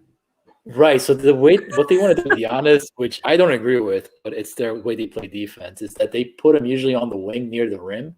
And the idea is, like, he's defending that corner 3 guy, whoever it is. And they want to keep him closer to the rim. So if there's a drive, he can get there and help as a weak side shot Yeah, blocker. so free blocks for him. Free blocks. Right. So that's how he gets No effort, just run in and just swat at the ball. Exactly. So that's how he gets the Defensive Player of the Year award. He gets all the Sports Center highlights and Defensive Player of the Year stuff. In the meantime, Ben Simmons is tracking Kevin Durant all over the court, or LeBron James all over the court, and that doesn't. In the meantime, you got a guy who's really checking somebody and that's to me what is really frustrating about the award system sometimes is because it's very based on stats. It's the same thing with how Ben Simmons, everyone was arguing that he shouldn't be this all NBA player when he's scoring 16 points per game. I'm if you actually watch the games, you can see how much value he brings to the game. It's not always about stats. Look at Draymond Green. And mind you, I will say, obviously, Draymond Green plays very well when he's surrounded by Seth Curry and Klay Thompson and Kevin Durant. Obviously, those players are at the highest level of shooting and ball and creation of offense you'll ever see. But Draymond Green is one of the smartest defenders ever. He's one of the smartest basketball players in the league, and I would even argue ever. He has a pretty damn good handle for his size. Now, I'm not talking, he's not going to break you down, but his passing ability and just being able to get the ball up the court efficiently is very effective. And it's just to me, Ben is a better version of that. And I know, obviously, you don't want to hear that because he's a first-round pick. You don't want to hear that because he's the number one pick, and he's the guy who's been heralded as a LeBron James, the next LeBron James in a lot of ways. But he's not LeBron James. I'm sorry. He's not. And people need to accept that. And it's okay. Exactly. It's okay that he's not LeBron. I would say right now, that first Warriors championship doesn't happen without Draymond Green. It just doesn't happen. It does not, no matter how well Steph and Klay were for that team, it just doesn't happen. And you need a guy, to your point, who can really check, the absolute best players in the NBA. And he's that guy. Ben, he came in with a lot of expectation. He came in with a very incomplete game. Yeah. And the idea was that the Sixers are supposed to be still in that process phase, right? So he comes in. And then all of a sudden, Joe gets healthy. Ben comes in, he's hurt. And then he all of a sudden comes and gets healthy. And then all of a sudden it's holy shit, we just won 50 games. Right. So my point is this. So Ben comes in, raises a team that's supposed to win 20 games to a playoff. And now he's getting killed on a regular basis because he's not able to take his team to the next level. Mm-hmm. In the meantime, you have a guy like Zion, who's been in the NBA for 2 years now. The Pelicans are a middle of the road team. You can really see he's not really making an impact on the win column for them. But this guy gets praised like he's the next coming of Michael Jordan. That's players. It's so odd. Yeah. It's so odd to me because, and I honestly think it's just because it's a difference of positioning. It's a difference of Zion doesn't have that responsibility of playing point guard. And the funniest thing to me about it is Ben Simmons wasn't even a point guard coming into the NBA, and you're gonna crush him for not being able to do so. And I understand, but Zion, how many threes has Zion taken this year? Because I don't think it's been a lot. No, not been many. And his response, listen, Zion is a great scorer. You watch him. Oh my God, he's going to be incredible. He's an amazing scorer. But you watch him play, and there is legitimately, besides being he's just a massive body. There's no way I'm sitting here and saying that he is this insanely better prospect than Ben Simmons is. I'm sorry, I can't. Yeah, because it matters what you do at both ends of the court. And if you watch him defensively, I wrote that about him. He does things that legitimately helps you lose games on a consistent basis, and he has yet to learn from those things. And Ben is able. Mind you, we're talking about a guy who was a one and done player who's young, and just like Ben, he's gonna have growing pains. And that's gonna happen. But it's just that I think what me and Tiago were talking about is that it's got to go both ways. If you're gonna sit here and say Ben Simmons is, oh my God, he's awful. Or not awful, but Ben Simmons is not effective on this team. He's not as good as he should be. Well, then can we make it go both ways? And can we say that about Zion too? And not have Sports Center and House of Highlights just heralding him as the next coming of LeBron James for nothing, really? It drives me nuts. Is this true? Does he have 4 threes on the season? Yeah, he's hit a couple last couple weeks. He was at 0 for most of the season, but he's gotten quote unquote hot from deep. Whatever that Damn. means. I'm gonna say that next time Ben Simmons shoots a 3, he makes it. Oh my, he's hot from 3, man. So as we were talking here, Joel just decided to dominate the game and score 23 points. It's incredible, man. What you're saying yesterday, like it looks easy. It looks so easy with him right now. Yeah. And that's the thing. He really does. It's too easy. And Enes Kanter is so mad. He just fouled Joel on one of Joel's cheap little swings. That's the thing. It's like, I feel bad for people because it's like Enes Kanter he's not big enough to guard Embiid, obviously, height wise and weight wise, not big enough. And we talked about this. When we were in the Lakers matchup. And I had explained my opinions on the differences of centers who guard Embiid. So if you're talking about a Marc Gasol who's basically the same size as Embiid, I would argue even bigger in some ways, just like a thicker body, and he's tall enough to guard him too. It's like those kind of guys are capable of standing a little further back on Embiid and still being able to get up and contest him. But Mark is different, where he's also big enough, like hefty enough, where if Embiid gets into him, it's still hard for him to guard him. So basically, when Embiid goes up against Mark, he's got to out-athlete him, and that's what he did. That's what he did when they played. He was being quicker than him, getting to his spots, and he was even if Mark was in front of him guarding him, he was just using his power and using his technique to get to him. Yeah. But like guys like Anthony Davis, who is still similar height to Embiid, is not even close to the same when it comes to just pure build and size. Yeah. So a guy like him, where he may be able to stand back and contest things, Embiid doesn't even need to let him do that. He can just go right into him and bully him down under the basket. And you saw that in the fourth quarter. Yeah, Embiid did exactly that. He just got it right in his body, and it was like AD went flying a couple feet. I will say this though, like Davis would give Embiid problems because he moves so well on the perimeter. And if you go back to that shot that he hit right before Tobias's, like they set up an action with AD out of the 3-point line where Embiid had to track him, and you really saw AD's athleticism be an issue. Yeah. But I appreciate Joel taking that challenge, man. Like he's like, I agree. Yeah. So you love that about him. But AD's he's a tough matchup on defense. Yeah, no, I completely agree. Defensively, he's definitely a tough matchup for him because he can stretch him out, and Davis has a handle that is just ridiculous for his size. And I mean, so does Embiid, but Davis is and Davis is just a lot more athletic than him when it comes to just like sheer speed, and just movement. And it's crazy. He is literally one of those athletic freaks. And that's just a fact. There's a reason he was the number 1 overall pick. But what was I going to say? But then I was going to compare like Enes Kanter to this. Is like Enes is one of those guys that is just not tall enough to guard him, so he has to get into Embiid. But any guy that gets into Embiid, all he has to, that's what, like when a guy is too small, like a guy like Ed Davis, who was guarding him a few games ago, a guy like Enes Kanter, a guy like even freaking Cat or Andre Drummond. It's like all he has to do is just move his arms like this, because if you're too close, you're getting a foul call on you.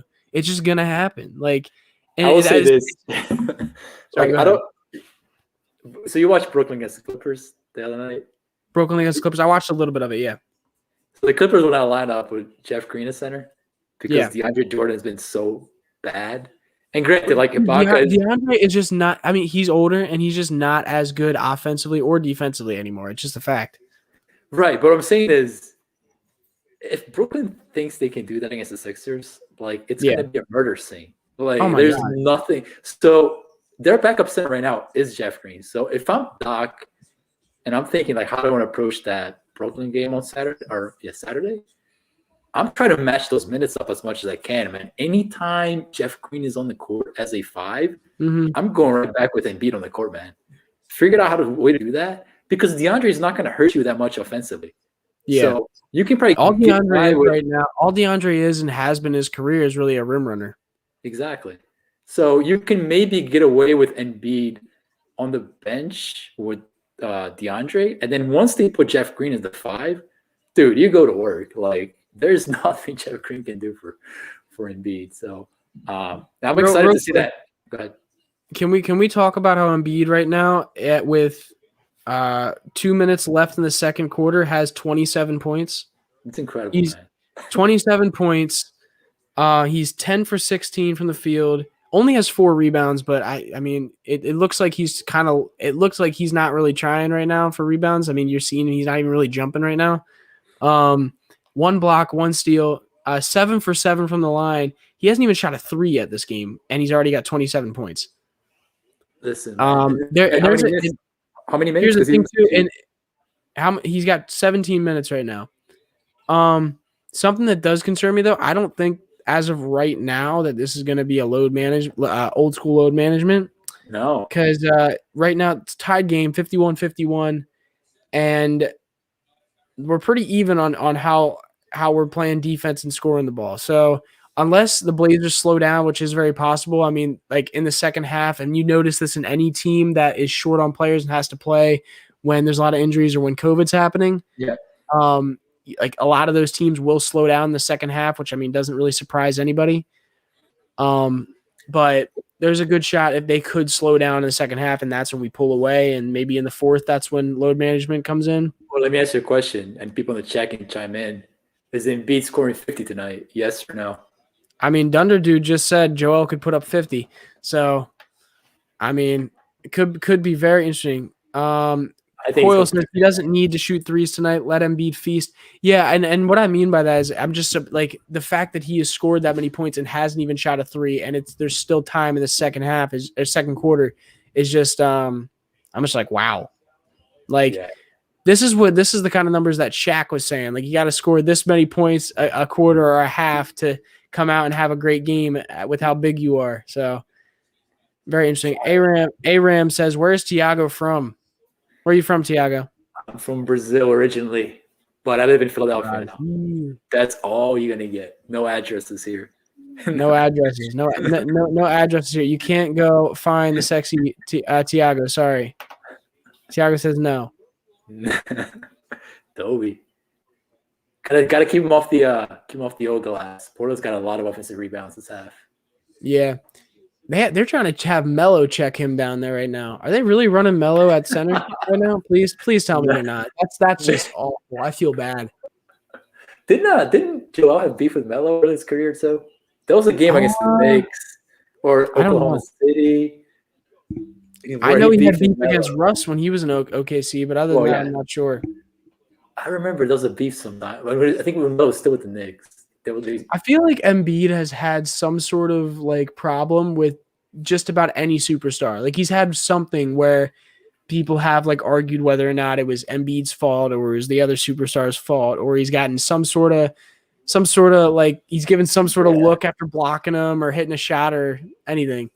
But that's what you love about him. And like we talked about this before, how on a live stream, how I don't think the fans just appreciate how having a superstar who wants to be here as much as Embiid does. Yeah, like Embiid constantly talks about and constantly gives back to the city of Philadelphia, and it's like it's just insane to think about how. Oh my goodness, I'm sorry, Embiid's giving me a loss. 50 tonight. He's gonna go for 60 tonight. It's gonna. I think he's gonna try to. He's like really going for it right now. He got they need him tonight. Points. Dude. They need him He's tonight. got 31 points. This is gonna be an all-timer, dude. If you guys are watching this, appreciate it, man. Because, and mind you, let's be real here. It's not like he's going up against some amazing defender, right? but like it's still like I will say, the Celtics when they had Ennis last year played pretty well against Embiid in the playoffs with Ennis on him and Ben Simmons out. So maybe we can talk about that a little bit. Last time Embiid was going up against Enes Kanter, he was kind of having a rough go in the bubble with Ben Simmons hurt, and so it's definitely he's giving it to him right now. Yeah, dude. If I'm Enes Kanter right now, I don't want to come out for the second half, man. I'm pulling a cramp or something. This is an all timer right now, man. Dude, This is gonna go down as an all-timer. I'm telling you. What a yeah, that's if there's not old school load management. Listen, I'm gonna be honest, Coyle. Don't be saying that in the chat. I don't got anything. He said, "Name that Sixer." Sixer. No, he said, "Name that." It's a halftime show. We've been doing Dibes. Dibes has been doing this halftime show called "Name That Sixer," and it's basically he'll make a PowerPoint of like a bunch of different pictures of players, whether it's Sixers, whether it's Eagles, Flyers, whatever. Yesterday we did the Phillies, but he's been doing that basically every game at halftime. So let me ask everybody a quiz here. Portland Trailblazer quiz. Last time, well, not the last time, in 1999, 2000, if anybody's old enough to remember that. I know, Justin, you're not. I was born that year, so yeah, no. Right. 99, 2000, the Portland Trailblazers won 59 games. One of the best teams of all time. That team lost to the Lakers in the Game 7 of the Western Conference Finals. And I don't know if you may know this or not, but people in the chat may or may not. That was the game they were up big. They were up, I think, 14 in the fourth quarter in Game 7 in LA. So that's the team with Shaq, Kobe, that big Laker dynasty. And they were within like minutes away from winning that game and going to the finals against the Pacers. Without Googling, does anybody know who the leading scorer was for that team for that season? Brennan Roy? No, he's a little bit younger. Clyde Drexler? He's a little bit too old for that era. Damn. I'll give you guys a hint. He's a Philly guy. Chris Dunn's had the same guess as I did.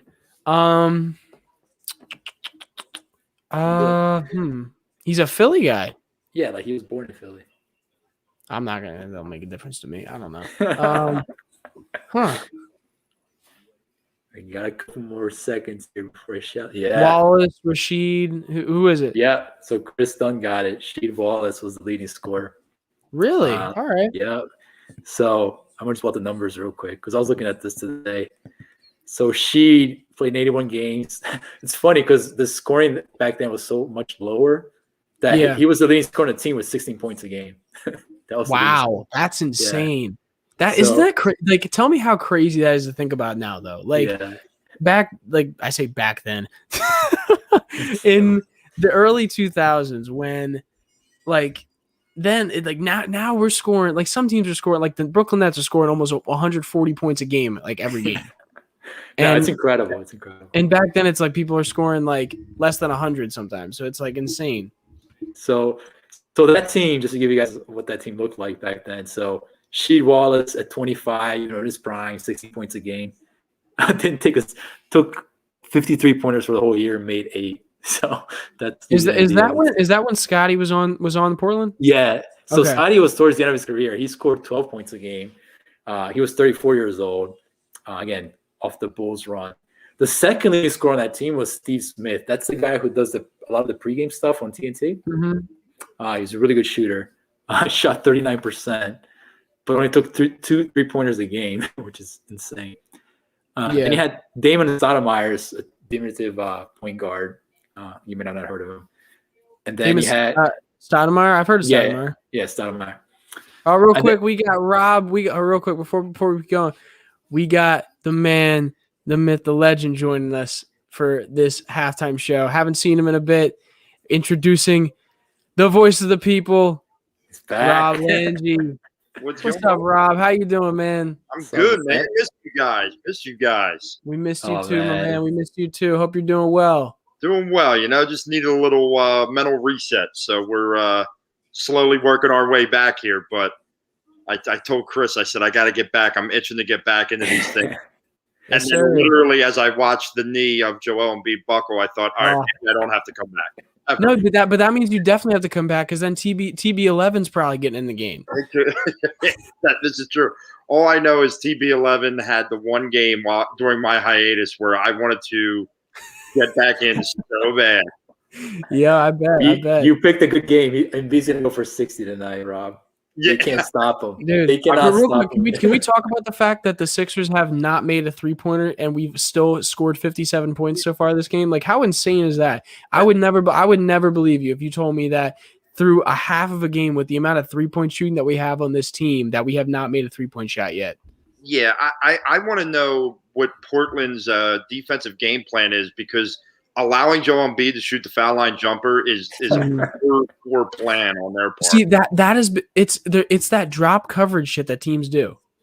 Like, it's that drop coverage, man. I don't understand it. When you're playing here's the thing with guy, here's the thing with Embiid, though. Like, he's gotten so much better as a ball handler that you can play him up at the 3-point line, right? Or whatever. You can play him up at the foul line, but he's going to take it off the dribble, man. Like, he's going to go right off the dribble. So he's got that level where, like, he has all the answers, man. Like, you can throw whatever you want at him. He's going to make you pay. He is literally – he's mastered that 1-2 dribble pull-up at the foul line. Like, oh, my God. Like, to us watching on TV, it probably doesn't look – but my guess is when this big guy is doing that, the fact that he pulls up the way he does probably throws these guys off, especially – you're talking guys that think they're guarding a big, which Joel is just a special. Al has been saying it all night. He said that this guy, when he faces up, all the rules you've ever heard about guarding big are done, because Joel Embiid is a different animal. And Ben Butler says it best here. He says a center who plays like a guard. It's like, and it's hilarious because he has said, like, consistently throughout his career, like, he feels like he is a guard in a center's body. Like, he loves playing that type of game, and that's why you see at the end of games, if he can, you see him dribbling at the beyond the 3-point arc and trying to break down a defender and put up a 3. It's like it's so fun to watch him play basketball, man. And one thing, Rob, we were talking about a little bit earlier is that, like, you need to be grateful with the fact that you have this Hall of Fame center right now playing on your team who wants to be here and who loves the city. You don't see that often. Yeah, 100%. And when you look at Joel Embiid, I think we all had hoped that eventually it would all just kind of click for him. Yeah. And whether it's him being a father now, or whatever, it seems like this is the year it clicks, right? Year 5, I guess, of him actually playing. And he's so locked in. Yeah. I mean, he's just locked in. Even when he makes a mistake, it doesn't look as bad as some of his previous mistakes in previous seasons were. Like, especially with the double teams, he's gotten so much better at that. Yeah, he still throws the ball away from time to time, but I mean that's okay, and that's going to happen. Yeah, what he's doing right now, like that whole fan all-star voting came out, and how he's 3rd in the East is the biggest disgrace in the history. Like, it's a disgrace that Tobias isn't on the list, but the fact that Kevin Durant and Giannis are ahead of him right now, you're just not watching. You're not paying attention to what this guy's doing right now. Yeah, and I saw someone in the comments earlier talk about Embiid as they were saying Embiid as all-star captain in the East. I could see it, but that's only if the fans see it. And I think once we get into more national televised games, as the season goes on, I have a feeling that people will see that. I think the Nets game, when he's going straight up against Kevin Durant in that game, it'll be the first game that I would assume both teams are going to go into at full strength. I mean, think about last time we played the Nets, we didn't have half our team. I think, because we played them during COVID, and they also did not play, I believe, Kevin Durant or Kyrie, and James Harden still had not been traded at that point. So this is going to be a really interesting game to watch on Saturday. But let's get into more about today's game. I think we need to talk a little bit about the game from the Portland against the Portland Trailblazers right now. Something that you're noticing is the rebounds. The Sixers have 21 rebounds to the Trailblazers 29. And the other point I wanted to make, I had 2 points. Oh, damn. Ooh, turnovers, the turnover point. Yeah. We only have 5 turnovers right now. Being that the man that has the ball in his hands the most and facilitating for other guys on your team, are you guys surprised at all that with Ben Simmons out of the lineup, that 5 turnovers is all you have in the first half of this game? Yeah, they've been better with turnovers. I mean, the other day I looked at the numbers over the last 2 weeks or so. They've been like pretty low in turnovers. So it's been a recent trend. Again, I don't know what has been talked in the locker room between them or whatever. But, offense, the problem is really the offensive rebounds. I think that's been a big reason why Portland is hanging around. They have 12 offensive rebounds. Yeah, and Cantor is a problem on the offensive glass. I mean, he's a really good rebounder, and he's already got 4 Giles has another 3. So I think the Sixers kind of tighten that up. They're going to limit the second chance points for Portland, but Yeah, I think those are two. Go ahead. I think those rebounds are going to have to come from guys other than Joel. I mean, look, what he's doing on offense, he's putting on a show, but you could tell he's a little ginger on that knee right now. He's not jumping as much. I think there's a little nerves there, which is, I get it. But some of these other guys have got, look, it's old school, basketball talk, right? You got to box a guy out. You got to go get the ball. I mean, it's really what these guys have to do going forward. Tobias has got to be a rebounder in there. Yeah. Danny Green's got to be a rebounder. Guards got to help. Guards have to help the rebound, man. Yeah, guards have to help, especially on those long rebounds, those balls getting tapped out. You got to be in a position to grab the ball and go. I mean, look. I mean, you're seeing Danny Green already has 5. And I mean, I don't think that should surprise anybody. That's something that he brings to this team. Tobias Harris has 6 already. He's already almost at his average. I mean, I don't think it should be surprising at all. But Jason, look, I'm looking at the numbers. So Thibault and Milton played 11 minutes each, and they got 1 rebound. Maxey played another 6 and got 0. So you're not getting the rebound help from your bench, and these are guards that need to be more involved on the offensive side. Yeah. Yeah, I mean, look, you lose an offensive rebounding till you give up a lot of offensive rebounds. You can lose basketball games at any level of the game. I literally just sat through it as a coach last night. We were up in a game last night, and in the second half, I think probably gave up 17, 18 offensive rebounds. We lost the game by 2. And I would say most of their points in the second half were second chance points. So I mean, you've got to be careful. I agree with Tiago. You have to shore that up, if you want to win this game. I mean, the Sixers still should win the game, but if the Sixers don't win this game, in my opinion, that's super embarrassing. Well, it's a bad loss. I mean, because here's the thing: you're playing a team that has already half their team out of the game and both of their best offensive players out of the game. So it's I do want to say that the Blazers seem to be shooting lights out right now. Like, they talk about how Rodney Hood hasn't been good this year, and he's hit like 5 threes already. So you gotta that's something you gotta counter. Like, I've gotten into the world where I don't want to look at loss and say, oh my God, I can't believe they did that, because you watch the NBA, teams slip up all the time. It's as long as they're not doing that consecutive games, 3 out of 5 games, I'm okay with it. But it's like, this is a game where Ben Simmons last minute was out. Joel is being unbelievable offensively, but right now I think he's limited defensively because of that knee. Yeah. But I think if you kind of shut down the offensive rebounds, I think you can get on a little run. And if you can get up by 10 or 12, I think this Portland team probably says, all right, good effort tonight, but we're not pulling this around. Yeah, and I don't disagree with that at all. Tiago, what are your thoughts on the Sixers in this game? And do you think they can, what do you think they have to do to get those offensive rebounds down? Yeah, I mean, so I think Rob said, right, you got to make sure that, everybody gets involved on the glass. And we talked about, who needs to kind of contribute to that end. And I think offensively, too, I just go back to offense because we talked about them being 0 for 10 from the 3-point line. It's still at 57 points. I don't know what's going on with Seth Curry. So, he's only taking 1 shot again. And we talked about this last night. So he took 3 shots against Charlotte, 9 against Indiana, 7 against Minnesota, only 6 against the Lakers. I don't know how much of this has to do with COVID. Is he feeling some sort of, side effects from coming back from COVID? But, he just does not look like the same player that we saw before he was out. So, you need more from him offensively, obviously. If you're gonna get those 3-point shots, he's the guy to do that. So, maybe the second half is the half where when you start seeing Seth get a little bit more involved offensively. I think it's about time. If he's out there, you got to add a little bit more offense. So. Ty Johnson brought up a good point. When you look at a professional athlete, they're not built to do absolutely nothing for 2 weeks like Seth had to do. And it may not necessarily be COVID, but it might be the fact that he literally was shut down. Like, there was no rehab. There was no practicing on his own. He couldn't do anything for 2 weeks. Right.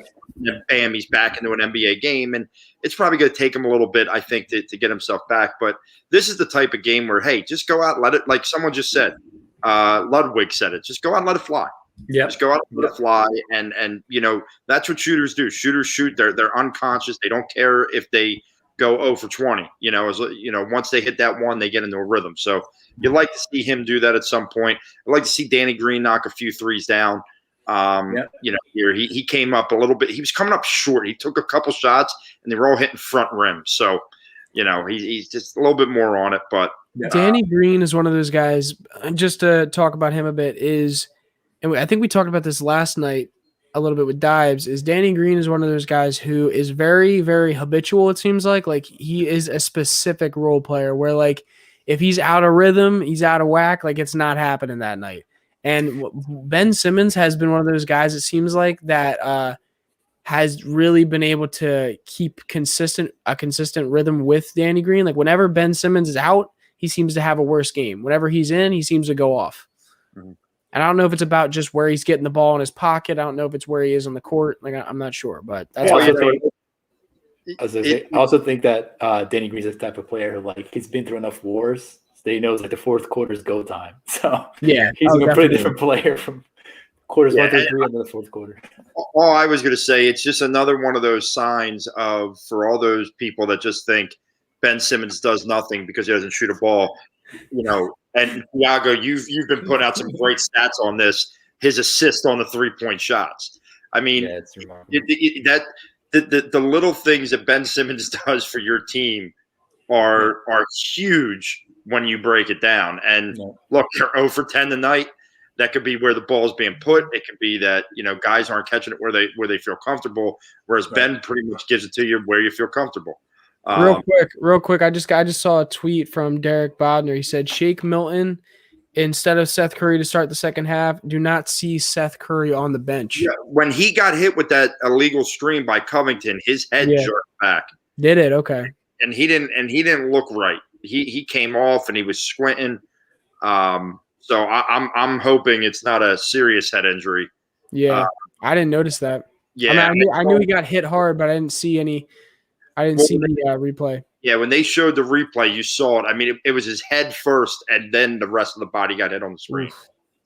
Robert, there is some red meat right now. Are you watching Robert Covington play tonight? Oh, God, this guy. My favorite shot of Robert Covington tonight was when he did not hit the rim on a three. Wide open three.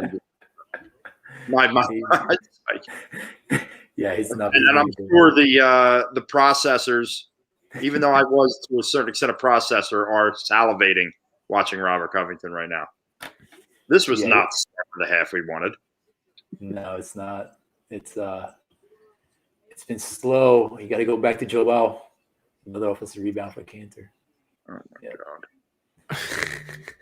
Yeah. We actually were talking about Ben Simmons earlier before you had got on about how he is, like, we were talking about the difference between Zion Williamson and Ben Simmons because Tiago wrote a piece on Zion. What was that, about a week ago or 2 weeks ago? Yep. And talk about how Zion is like heralded by SportsCenter and ESPN on how he is like he's always on a highlight reel, but their team's losing a lot and he's playing like terrible defense. So what are your thoughts on Ben Simmons and the difference between him and Zion? Well, I think look, I've made it very clear my opinion on the ESPNs of the world and the narratives that they are just going to push no matter if there's any factual basis to anything. They want Zion to be the next LeBron. So it doesn't matter what his team's doing. It doesn't matter if they're winning. They're going to talk about him game in, game out, like he's the next coming. Yeah. Look, Zion's got an impressive skill set when you think about Jesus, when you think about a guy his size and what he's able to do. And here's the difference, right? He scores the basketball a little bit. And people are just – look. I'll just say this. Come on, no shame. The fact it is weird, it is odd, it is different that Ben Simmons just does not shoot. Like it's different. Like I'm not one to harp on it, but it's different. But so when you have a narrative-driven channel like the ESPNs of the world or any of the local guys from a certain radio station in this town. All they Who could you do. be talking about? Yeah, who are you talking about? Who are you talking about, Rob? Here's a hint: not the Fanatic. But that's beside my point. Yeah, I got you. They just want to harp on the one thing that they know, like guys like us can't say, no, you're wrong. Like, yeah, we know he doesn't shoot, he doesn't score. Like, I get it. But what Ben Simmons does on a basketball court at his size, very, very, very few people can do that. And until people understand that, it's getting to the point like where I'm so tired of the debate. It's like this week I finally have just said with Carson Wentz, you know what? I don't even care. Like just trade him because I just can't listen. There's so much going on. It's like, dude, I just either trade him or don't trade him. Just trade him or don't trade him. I don't care anymore. I just want to stop hearing about it. It's a Super Bowl week, and every day on ESPN, all you hear about is Carson Wentz. It's like, dude, are you kidding me? Like, you're about to get Patrick Mahomes, Tom Brady, in a possible passing of the torch type of Super Bowl, and you're talking about a guy that was benched this year. Like, just stop. But that's what they do. You know what I mean? And Zion right now is a guy that they're going to do everything they can to try and make the next superstar. So they're going to just push it. You know, I have, over my years of watching sports, have gone further and further away from the ESPNs and the Nationals and the national guys as much, because you just know what it is. It's just shocking. And that's the funny thing is, like, when I even like probably a year ago, I still didn't realize like just how annoying it is to watch that kind of stuff, because it is so much of that narrative, like BS. It's like it's not even like honest conversation. It's fake. It's fake arguing. It's fake arguing. Yeah. It's like, that's literally what it is. It's like I've heard arguments where people are trying to make that Ben Simmons is not a good defender, and I'm like, what are we doing? Like, yeah, it's the dumbest thing I've ever heard. That's the one thing you can just watch. Any casual basketball player will say this guy plays great defense. So it's not honest. It's exhausting. That's what I mean.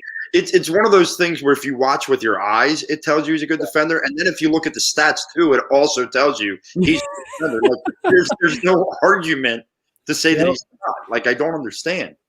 How the Sixers have allowed this half to start on a 14-0 run is beyond. Yeah, I mean, it's the fact that they're also still 0 for 12 from 3. That's not going to help you, especially when, just like I think Jason and Austin said it when they were in here for pregame, that the Blazers are going to live from the 3-point shot this game. So I'm not surprised at all by this, but the reasoning is because they're trading 2s for 3s right now, and it's just not looking good. Dude, this is unbelievable. Like, Portland is shooting shit out of the ball. Yeah. Yeah, they're throwing some hard doubles at Joel now. They were really trying to get the ball. Oh my God, did he really do it? Oh, Furkan is mad. Furkan is furious. The man himself stepped out of bounds again. Oh, I am so glad that I haven't got to it yet, because you would have known that I would have reacted to that one. Oh my God, that was so great. You gotta stop running into the freaking corner, man. Yo, he took him right out the game too. Furkan came out of the game. Yeah. See that? Get your freaking foot in the court, you dumbass. Look, it was a whole foot out of bounds. That wasn't even What close. the hell? Yeah, Like, that's not a matter of your feet being look too big. at it. It's not. That might be the worst thing I've ever seen. Oh my God, dude! Oh my God. It kills me.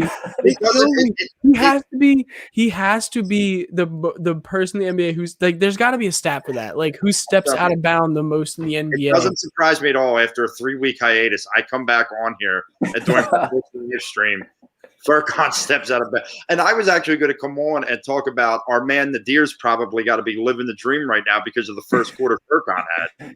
Oh my Lord, dude! There's Rodney Hood. I cannot believe that. That is so funny. Rodney Hood has been terrible all year. He can't miss tonight. No, I mean, this game is easily what is happening is 50% from 3 for Portland, 0% for 76ers. I mean, so like to me, that's why I won't go out and say it's a super embarrassing game. The Sixers have shot well, and Portland has shot unbelievably. So, you know, it is what it is. Like I'm not realistically though. It's not even that I don't think you think it's not. It's even the fact that it's just they're shooting unbelievably. They're getting so many chances to shoot it. Like the amount of offensive rebounds they're getting. Oh, is yeah, that plays in there too.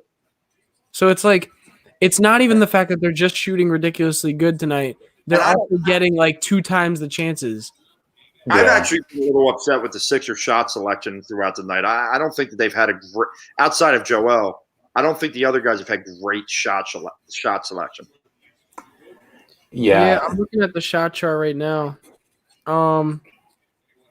Lot of mid range from Joel, and like they're not really using the corners as much, and I think that has to do with all right, come on, let's go. With Ben not being in the game, it's kind of hard to spread the floor and have the spacing you want when Ben Simmons is not the one driving in and passing out.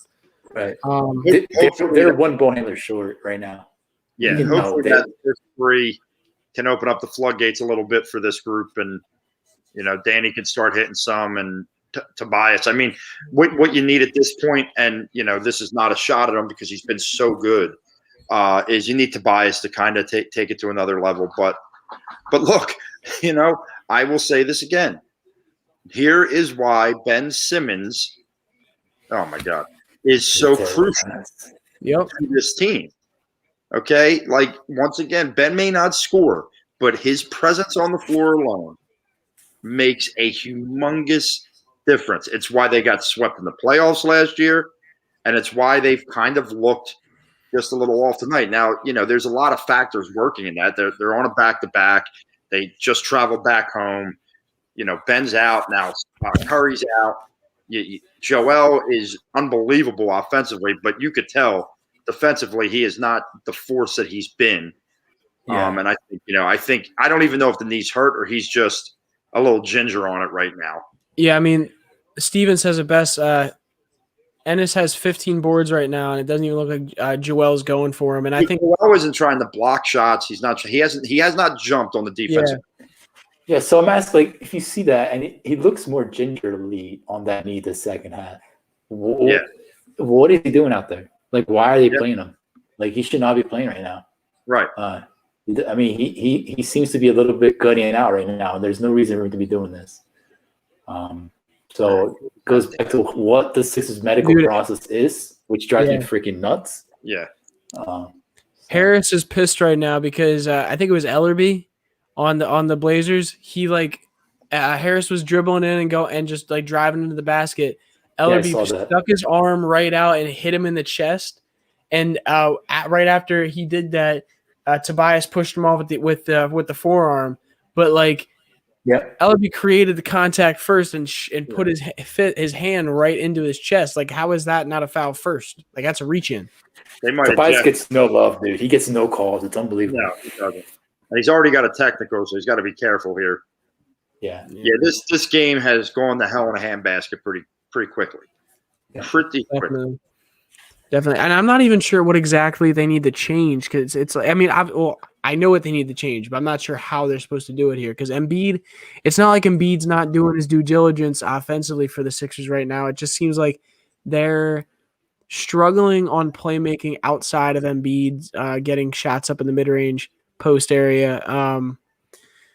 And because of that, it's not they're not getting a lot of 3-pointers, which they would get when Ben Simmons is in the game, being that Ben Simmons does lead the league in 3-point assists. And the fact that defensively on the perimeter, they're just struggling right now. Gary Trent Jr. is just running around screens and jacking them up, and he's making them. I mean, you got to start shooting 3-pointers to get back in this game, right? Yeah. And you got Isaiah Joe on the bench. You got to bring him out. Like, Joel gets double teamed. He throws my boy Isaiah Joe. Look, you're right. You need the guys that can score from beyond the arc right now. And really, your true chances of that are the Furkans, the Shakes to a certain extent, the Isaiah Joes, the Danny. It doesn't help that Seth Curry is also doesn't look like he's not available. Without Seth, you got your Furkans, you got your Dannys, you got your Tobiases. But you need another guy out. And honestly, I would not be afraid to go to Dwight Howard right now from the standpoint of you see Embiid's being – and look, Howard might pick up 4 fouls in 35 seconds, but he'll be aggressive on the defensive end and on the boards. Like, I don't think the offensive boards are coming as easy with Dwight Howard right now compared to where Embiid is on his knee. And by taking Embiid out, what you're going to do is you're going to force these other guys to have to be a little bit more, advantageous, let's say, in taking shots here. So, what do you think about Coyle's message here? Focusing too much on Embiid, need to move away to open up Embiid again. Toby and Maxey need to start attacking. Well, here's the deal. You take Embiid out of this game because he's obviously a little ginger. Give him a little breather here and see if it sparks something. I don't know. I mean, it's weird for me to say, like, take Joel out of the game. Like, I'm not saying Joel's hurting them. I'm just saying you try something different in a sense. Yeah, I don't mind him going to Embiid because he draws so much attention, but it's that action once you pass into Embiid. So he's going to draw 2 or 3 guys. Embiid's willing to pass. Once he passes, you got to be ready to shoot, man. It's going to be a wide open shot. And tonight, like, they've been hesitant. They haven't been good shooting, obviously. So you got to be able to put the right guys around them here in the third quarter to try to get some easy 3-point looks. And that's why I mentioned Isaiah Joe. Like, Isaiah Joe is the guy he's not going to hesitate, man. He's going to catch and shoot. You need some of that. There's the screen that ended Seth Curry's evening. Yeah. Man. See that CJ Ellaby kid just took out Thibault in the corner. Yeah, that was a foul, man. Of course, Robert Covington hit a 3. I hate you. Yeah. I hate you. Part of Sixers Twitter is happy right now for that. Oh my God! They're going, we should have signed them. Yeah, dude, they have 15. They have here. This is the difference right here. The Portland Trailblazers have 15 offensive rebounds and they have 17 second chance points. Man, I tell you, and we're down, and we're down by 20. Like, that's the difference. Right now, I tell you what, when the Sixers lose, man, they lose. Like, they don't. It ain't close. Oh my God! There's another offensive rebound by the ever great Robert Covington. Oh my God! This is fun. Like, Ben, this is where you like. This is the difference though between the oh my goodness, who do we play? The Pacers and a team like the Trailblazers who can hit 3-pointers. A zone is not going to work right now. If you're running the 2-3 zone on this team, it is not going to go well. No. First of all, you don't have Ben Simmons out there. For one, so that Ben Simmons and Matisse up at the front is already not going to be there. 2, the Blazers are a good 3-point shooting team, and the Pacers are not. So that is the major difference in that, where a zone is just not going to happen for this going up against this team. I will say this though: that 2-3 zone the Sixers ran with. Well, Ben is not playing today, but that Thibault Ben at the top of that zone, I want to see more of that, man. Yeah, that's nasty. That thing was nasty, man.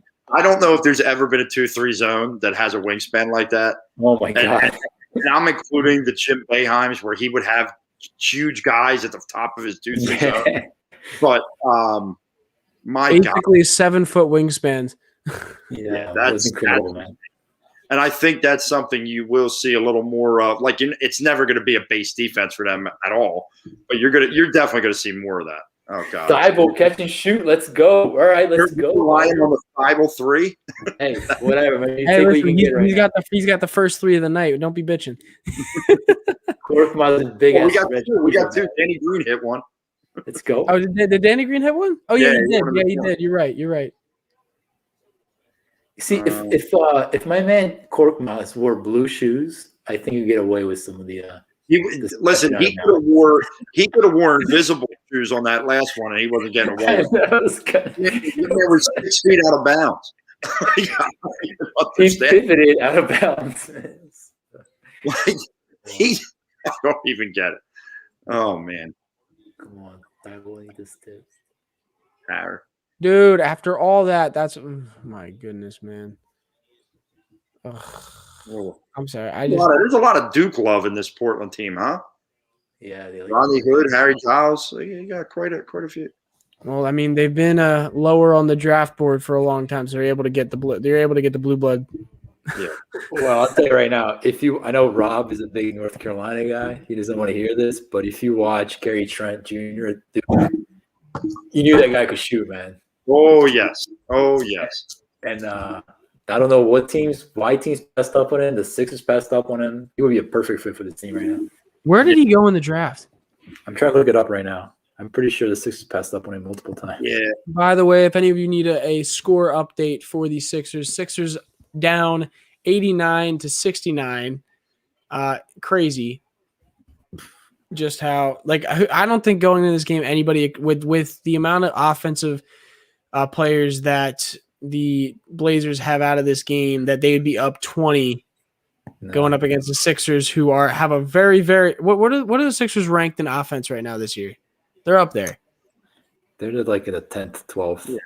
I mean, look, this game was a perfect storm of awfulness. You know, I actually think that first Nets game was right before COVID hit the Sixers. They were missing like one guy, but they had most of the guys there.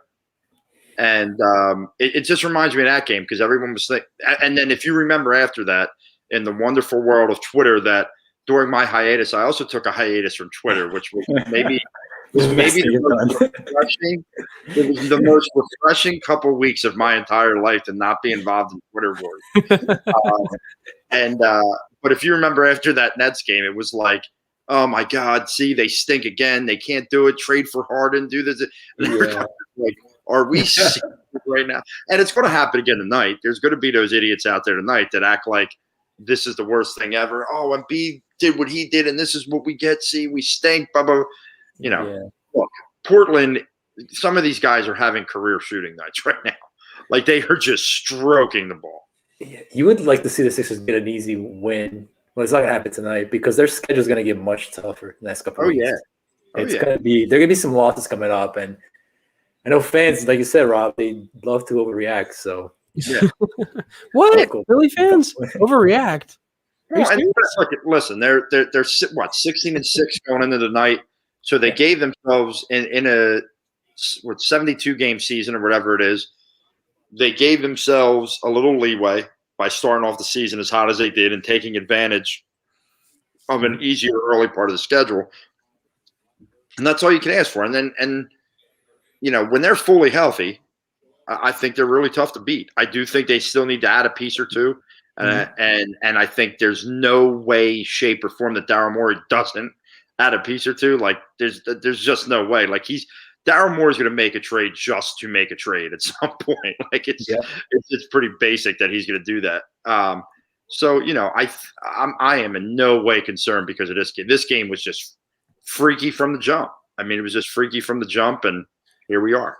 Listen, I agree with Steven, though. We need another great comeback. This would be awesome. Yeah, if they can get it down to if they get out to 10, I think Joel checks back in the game, and then who knows what happens. But they need to go on a run here. They need to go like a 10. Yeah, they need to go on a run here in the final 2 minutes because if they don't, I'm pretty sure. Oh well, that's not going to help. Dude, Max has been bad, dude. Max has got to sit the you know what down. Man. This has not been a good game, man. No. But yeah, I think you know if it's 20 at the end of this quarter, I think Doc just says, all right, Ben's hasn't. Sorry, go ahead. I was just gonna say Ben's not in there, Seth's not in there, Joe's a little ginger. You know, you chalk this one up and you live the fight another day, and you come back. I guess Saturday, ready to go. So to answer your question on the Gary Trent draft, he was in that 2018 draft where the Sixers picked Zaire Smith. That was whatever number pick, and they picked Landry Shamet at the end of the first round. So Gary Trent went in the second round. He went pick number 37. What's interesting is that the Sixers had pick 38 and 39, which they both were sold to finance Josh Harris's yacht, his new helicopter. And they could have easily traded those picks and moved up and got Gary Trent Jr. So they could have came out of that draft with Landry Shamet and Gary Trent Jr. if they wanted to. Obviously, that would have been too much to ask. So that was a wonderful year where they did not need a GM for the draft. They just said, once again, and you know, I know I'm a Brett Brown apologist, but once again, basically, you made Brett Brown the whipping boy, and you put him out there and said, "Hey, go be the GM for this draft." And the guy's like, "What? what are you doing to me here?" Like, and you know, Brett wasn't making the decisions, but they still were making him the face So he's out there having to explain why they traded Mikal Bridges, a local hero, for Zaire Smith and all this stuff. And, it's just it's funny, man.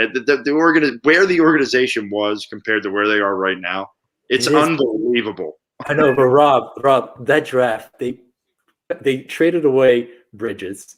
They passed up on Shai Gilgeous-Alexander, who's like a can we talk Michael Porter Jr.? Michael Porter Jr. They passed up on him. Dante DiVincenzo, Lonnie Walker, Kevin Huerter. Okay, real quick. I actually have something. I was so upset when we did not so when we traded out of that pick and we traded Michael Bridges, I was like, oh, please Lonnie Walker, please Lonnie Walker. Like I grew up, I grew up in Douglasville, Pennsylvania, which is about 20 minutes from Reading. Yeah, he's from. And so I got he played in my county, so I got to see him play a good amount. Dude, Lonnie Walker was no joke in high school and even at the college level, and still now, I think given the shot, he's going to be a beast, in my opinion, or at least a very good role player. I love watching him play basketball. The man can jump out of the gym. He can hit threes on a consistent basis. He can play make. He can. Oh my God, the man's a complete player, and he's a perfect guy on this team. And when we didn't draft him, I was pissed.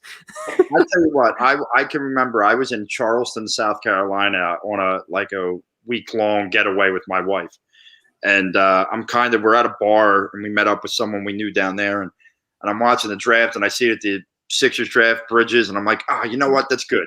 I said, I think he can play. I think, he'll be a really nice fit for this group. Yeah. And then trade him. and I'm like, okay. What is happening?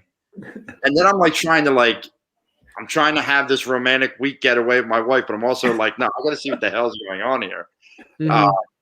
And I think I started to defend the decision, but when you look back in the disarray of that organization during that time, the fact that they literally thought, we don't need a GM, we'll just put Brett out there and we'll go with it from there. I don't know how that makes sense to a professional organization. I don't. Well, dude, they were literally they were like, all right, he's the next, and then they started trying to convince everybody he's the next Kawhi Leonard. Yeah. They started saying, and dude, the guy's not even in the league right now. Yeah. They started trying to convince people that he's this amazing, he's this really, really good defender. He's got these great hops. He's a board man, gets paid kind of guy. It would have been interesting to see who Zaire Smith could have been if they didn't try and kill him with poppy seeds. Yeah, right. That also played a role in it. I mean, Jesus God, the guy never even had a prayer. You almost feel bad for a kid like Zaire Smith because he literally just never was able to do anything because of that incident really killed him. They said the amount of weight he lost. Jesus, there was days, I think it was a couple of days, they were really afraid that the kid was going to die. Yeah. It was that bad. Yeah.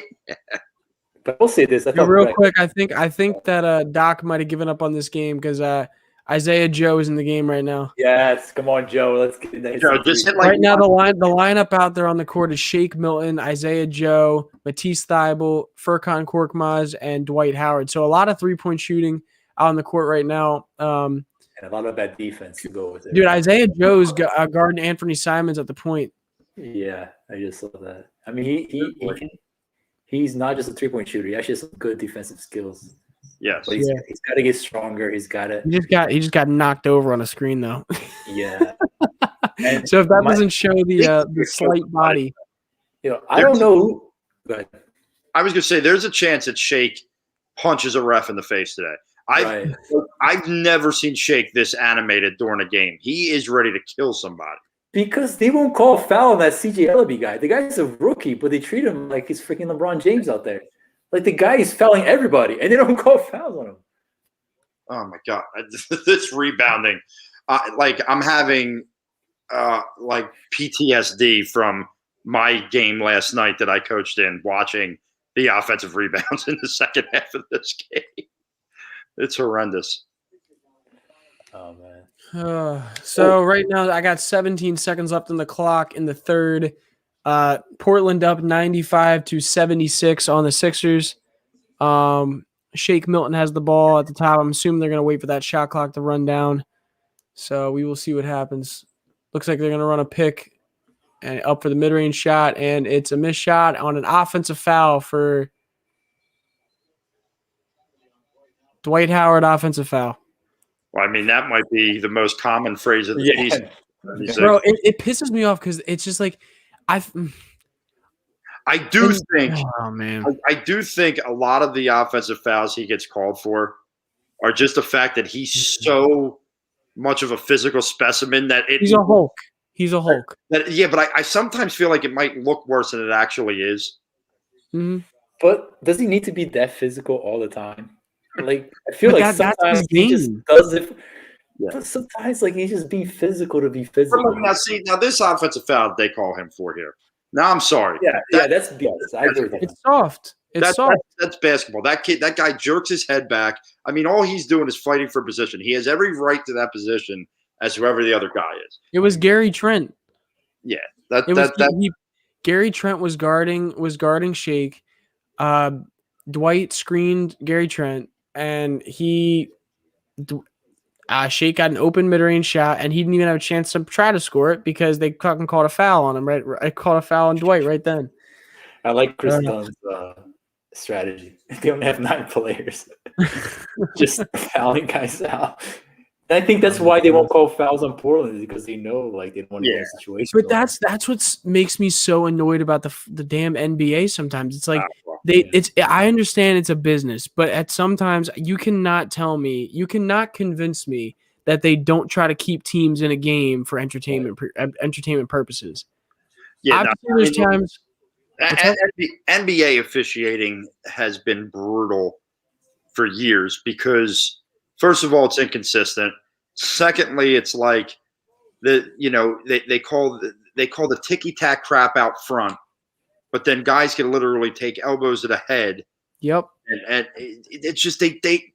You'd see Embiid falls into that. Embiid falls just in this game. In the beginning of the game, he's getting a ton of foul calls for himself, and then he's in the end of the second and early in the third quarter, he's doing the same things. They're doing the same things to him, and he's not getting any call. And you see him standing there like, what the fuck? Like, I understand they don't have a lot of players, but if they can't guard me, they can't guard me. Like, what are you doing?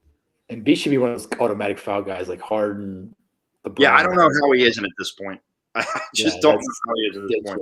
He should be he should be in star calls every time. Yeah, the NBA has made their rules so subjective that it's like I hate it that like every time you need to know who's reffing the game before to know how you got to play. Like some guys are going to call ticky tack, some guys are going to let it go. Yeah, it's ridiculous. And we understand it's like human, like obviously it's understandable. Everyone's human. It's human error. Like it's going to happen, but it's like to the degree that it does. Like it's like you said, it's every game. Like it's not like there's. Like in football, there's certain teams of refs that you're like, okay, this might be bad. But like in basketball, it's like every night there's something going on with the refs. And that's the bad thing is like as someone who officiates any sort of game, baseball, basketball, football, you're supposed to be invisible. You're supposed to be something that doesn't. Oh, they don't believe in that. But that's the thing is you're supposed to be like not and mind you, I guess it's different in basketball now where like fouls are such a prevalent thing that usually whoever wins the foul game is winning the game. So I guess it's a little different for basketball at times, but I know like I'm a umpire for baseball. I umpired for 3 years during high school and during college, and it's just like you're not supposed to have that much of an effect on a game. It's just not how it is. No. Sorry, Justin. Why isn't Embiid back out? The guy's like on his knees, dude. Are you kidding me right now? I'm kind of surprised. Like I said, I thought that Doc was kind of giving up this game, but I mean the fact that Embiid's back out in the court shows me that he hasn't yet. Oh my god! I'm gonna say by about 8 minutes in this game, if the Sixers aren't on a run and aren't playing a little bit better on defense, I think Embiid's out of this game. Now listen, I'm behind you guys, but to see Embiid's stat line is 35 points, but only 4 rebounds. It tells you he's ginger on that knee. Of course, yeah, that's not normal. Yeah, you can see how he's moving too, just running up and down the court. But Justin, it's funny to your point. You know that's one of my all-time lines when I'm coaching and the refs are starting to get on my nerves. is I legitimately will yell out, "This game is not about you," because you feel like that it's hero ball. They make these calls sometimes to be heroes, and it's the most frustrating in the world, and it's at every level. Yeah. Move, Shake, but get in there. Oh. See, here's what I like right now. Doc Rivers right now is on the sideline talking to Joel, like strategizing or whatever, and it's just like you didn't see, like, at this point in a game with Brett Brown, like this game, we would say literally, it's insane to me that right now I still have some sort of optimism at all, and like isn't that crazy? Like right now, it's 97-79 with 11 minutes left in the game, and I actually still have some sort of optimism. Are you kidding me? Hold on, wait till you watch that call. Shake Milton just got a foul call on him that Melo just I swear Melo is the best actor I've ever seen. I mean, I can't wait. I'm excited. It's ridiculous. I just saw it. It's ridiculous. Bro, what the fuck is that? Melo just literally ran out of bounds. He literally got touched and then ran out of bounds. That's what I just saw there. Listen, if Shake Milton can move Carmelo Anthony like that, Carmelo should quit because his body's too frail to walk down a street, let alone play NBA basketball. That's the most ridiculous thing I've ever seen. Yeah, it's insane to me, dude. Oh, Joe, you can tell Furkan hitting the three, bro. Let's go. If I'm Doc, I at some point get a T, especially if the game gets to the point where you're not going to win. Yeah. If you're not going to win, I would absolutely get a T. You know what I mean? Like, you can't do it right now in the course of this run, but if it gets to a point, like, I would say something really mean about the way one of these refs looks or something. Like, I would do whatever it takes to get better. I love Korkmaz's release, man. He's got that Klay Thompson. No, I agree with you. I will agree with you. His release is a pretty one to watch. Anybody that gets that extra flick of the wrist, like you could actually see the wrist flick down, it's beautiful. The weird thing to me is that his jump shot is like, it's not like for like someone who's like do you label Furkan a sharpshooter? Do you label that? Like I don't see him as a sharpshooter. I think he's a shooter. The consistency factor. I need to see more of a consistency factor. Yeah. I label him as a shooter, but in my opinion, typically what you see from shooters is like a guy who is has a very like clean up kind of like how Shake Milton shoots, like he's very straight on. Yeah. Furkan's is a little bit more hitchy. You know what I mean by that? Like it's a little bit more like he just goes up and it's like a flick of the wrist this way. Like he flicks it to the side like this. Oh my God, Tobias. Yeah, Joe's not even taking that open three anymore. He's terrible. I'm telling you, that's all the knee. That knee's not right. He never would pass that three up ever. Shake Milton's just having a rough time right now. Dude, ugh. What happened? Shake just can't get a roll, man. He can't get a roll on the rim right now with his layups, and that's typically like that's one thing I'll say Shake has gotten really good at is he's gotten very good around the rim, even contested on just like working his what? Okay, thank God. Hold on, I'm sorry, I'm getting annoyed. These refs are fucking trash, man. Oh man. Well, they seem to wanted to have reffed the fact that Portland has 9 guys. Apparently, man. That's exactly it. Dude, That's exactly it. Yeah, it's funny. Like, I mean, my God, like the shots that these guys are normally making, they're not making tonight. And I feel like Portland could shut their eyes and shoot from anywhere, and they would make it. It's on top of the fact that we're not making anything. Ugh. Yeah, I want this game to get down to 5 minutes left and talk to get, 2 teams. Yeah. It is ugly, man. It is ugly. One of those I want to get thrown out type of moments. Yeah. It is ugly. Man, I'm a little bit worried about Joel. I'm not gonna lie. Yeah, what is he doing out there, man? Like, I don't understand this. He's probably gonna be taking like I said, if that 8-minute mark, if we're still not in this game, I had a feeling he was gonna be taken out. I mean, I'd be kind of surprised at this point if TB11 and Dwight Howard aren't getting some more run right now. Yep, everybody just got off the bench on that three. Well, gentlemen, I am a solo parent tonight. My wife is out for the evening, and I have to get up and get the girls ready for school and get myself ready for school tomorrow. So I'm going to bid you adieu here and go to bed now because I can't. Well, listen, we appreciate you hopping on with us. Good to be back. You'll catch me. I'm slowly making my way back here. Slowly making my way back. We got you, Robert. Awesome, well, we're glad to have you back here. Thanks for joining us on TPL Live for the Sixers versus Trailblazers watch party. I will say not as great of a welcoming back that we wanted, but we're still glad to have you. So if you guys want, please go follow at Philly_Madness on Twitter. Rob, are you guys? When's the next time you guys are doing the show? We'll probably get a Madness back up next week. I gotta talk to Jess, and I'm gonna start hopping on a lot of these Eagles draft specials that Dives is doing, and starting to just continue to bash the franchise that is ruining my days right now.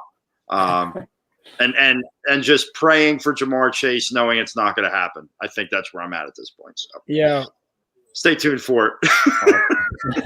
All right, guys, have a good night. Man, thanks for joining. We'll see you. Have a good night. All right, man. That was Rob Lange. Everybody, please, if you have not already, go follow him at Philly_Madness. Funny guy, great guy. Make sure you go watch his content, especially on the Philly Madness podcast with Jessica Town. Always fun to watch. Always funny people.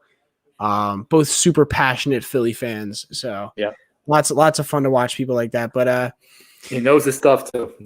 Oh yes, definitely, especially football. Football. I don't even know what to say about this game right now, man. I mean, let me look. I gotta look at the stats real quick. I mean, right now, Embiid is still the leading scorer of the game all around, which I mean shouldn't surprise anyone. Shouldn't surprise anyone. He's got 37. Furkan has 13 points on 5 of 11 shooting. One issue that I have is Tobias Harris, 10 points right now. I think that definitely doesn't help on a night where Simmons is not there. And I will say though, I think that has a lot to do with Simmons not being out there because Simmons is such a prevalent passer to Harris. Yeah, I think it has something to do with it. I mean, I'm looking at the bench too. I mean, you got 9 points between Thibault, Maxey, and Howard, and you got 12 from Shake, but it hasn't been a good bench game either, man. And you think with the way that Portland's bench is set up, right? You're talking guys who barely even playing. Yeah. You should be able to win those minutes, man, and they haven't done that tonight. Maxey has not been good. How is Embiid still in this game? I don't understand this, dude. This drives me nuts. Like, here's the thing. I mean, if they come back and win this, we're going to sit there like, oh, yeah, great. Good job, Doc. No. But, like, it just, like, I don't see it. And I'm a little surprised. And I think, again, I'm just spitballing here. I think Embiid makes the call in these situations. I think he says, if I want to play, I'll play.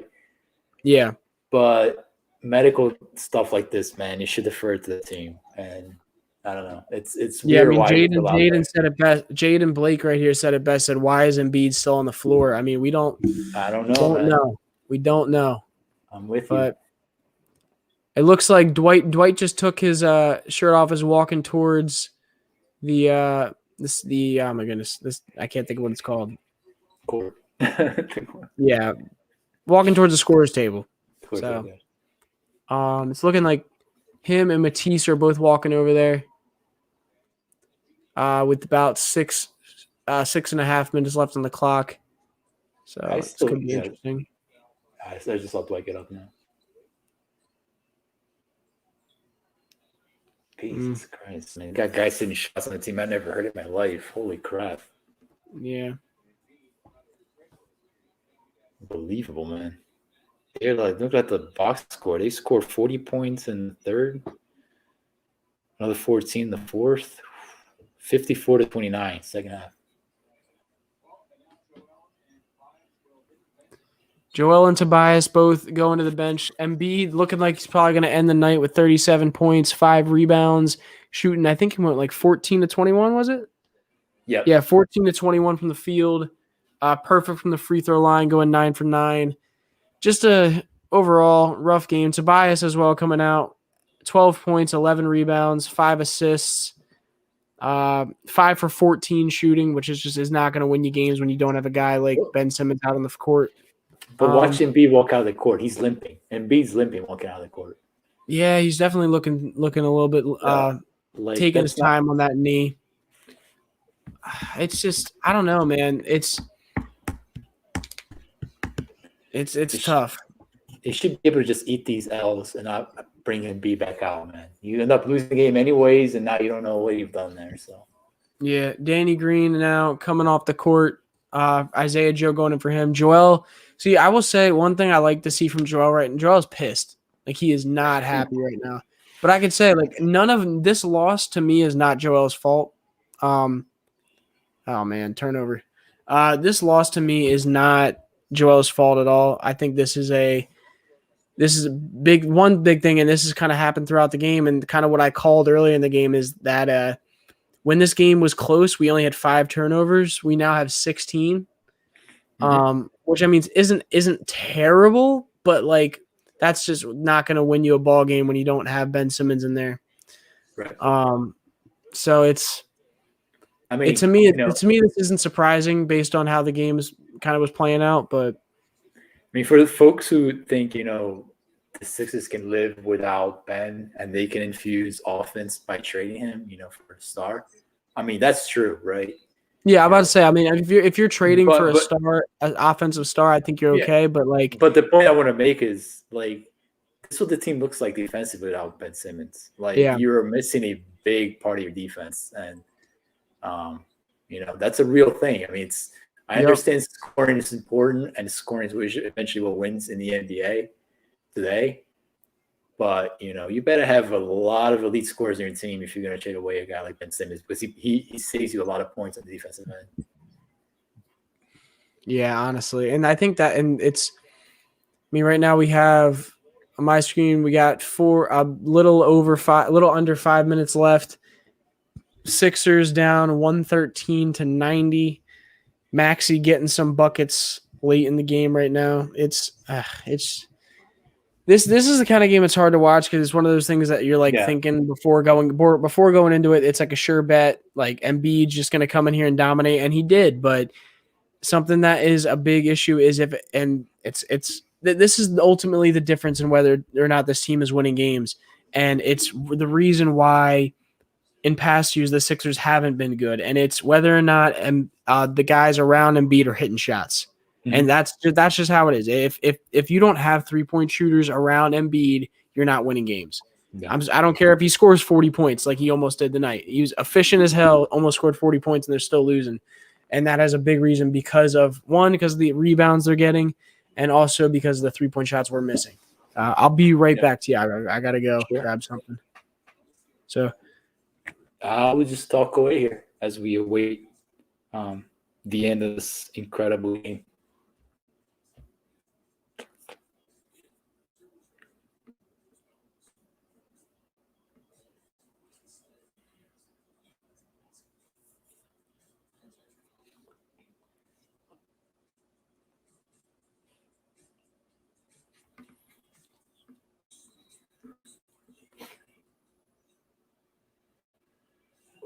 Allen Iverson's got a commercial. Oof.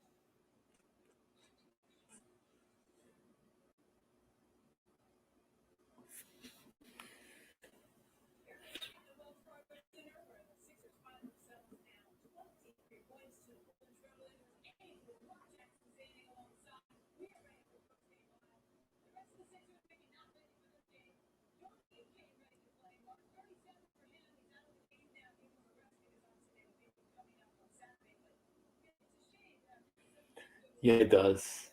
Ben has been really, really good at creating 3-point shots for everybody, and I think that we saw that tonight. He's Sixers not shooting well, and they're not getting a lot of open looks. The ones that they have gotten have not gone in, obviously, but there's something to be said about a guy who can get in the heart of the defense, draw multiple defenders, and kick the ball out to open shooters. And the Sixers just don't have that guy today on the court. Like Shake does a little bit of that, Maxey, but with Seth also being out, it didn't help either. So we're talking about just not generating enough 3-point looks with Ben Simmons being out. You need guys who can cave the defense off the dribble. I just got back and watched Furman Korkmaz drop Rocco. Did you see that? I haven't seen it yet. Okay, I didn't know if you had caught up to that part already, but holy shit. No, not yet. Not yet. Yeah, I just sorry. This game just gotta end. Oof. So bad. Yeah. Korkmaz ain't hitting that. Jesus Christ. I will say these refs did not give the Sixers any help whatsoever. Yeah, but they were going to win this game, man. They were just never going to win this game. Yeah. Shake was just getting screwed over on a lot of things, it felt like. What's the Melo's stat line? It feels like he's got a good game. I think he had an efficient game. I didn't see him take too many shots, I feel like the shots that he did take, he was making them. Yeah, 22 points on 14 shots. Yeah, it's pretty 8 of 14. Yeah, it's a good night. Plus 3 for 4 from 3. Yeah. Plus, yeah, like definitely a very good night for the old head himself now. Yeah.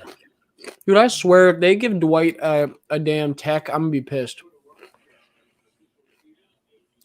Oh, man. There's no way. Dude, literally, Gary Trent Jr. stuck his arm out to block Dwight from coming at him. Yeah. Like, and you're going to say that's not a basketball play? Didn't throw him on the ground, didn't do anything. No, he's a guy just like 50 pounds lighter. That's all it is. Suspension? Holy crap. I don't know about that. What? Chris is saying that may be a suspension. No. No. There's no way. No way.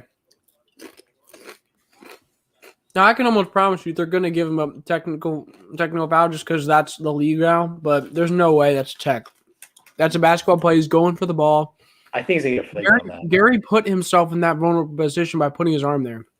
Yeah, but I think he's going to get flagrant because it's Dwight Howard. And the guy went flying like 20 feet. The guy's tiny. He's like 6'3". No wonder, dude. Going up against a 7-footer is probably how much heavier than him. It's bull, man.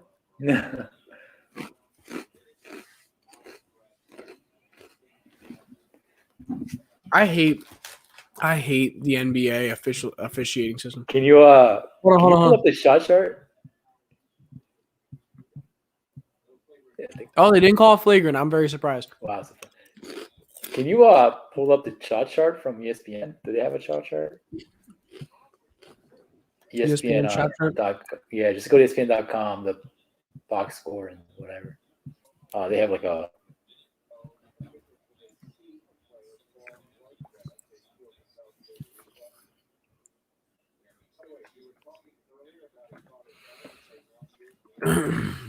I'm going to it now.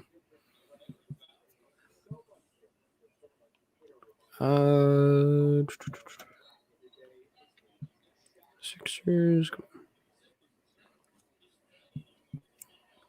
How do I get box score?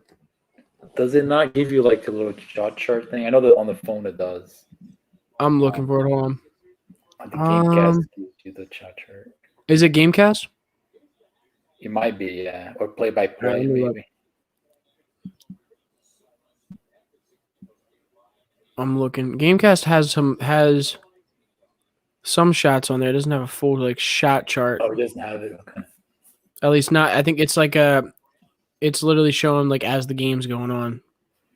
Yeah, I may have to wait for the game to end. Let me look at team stats. I know on the Sixers app they have like a shot chart of the game. While the game's going on. Yeah.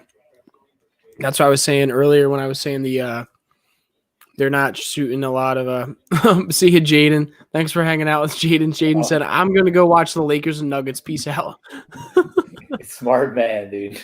Watch some good basketball. This is a rough game, man. And of course it's slowing down too here at the end. Yeah. Leave it up to Dwight Howard to slow things down.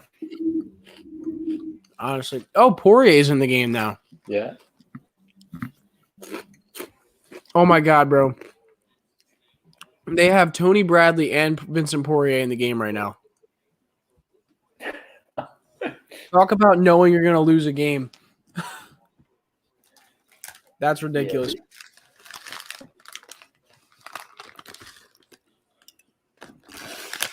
Oh boy.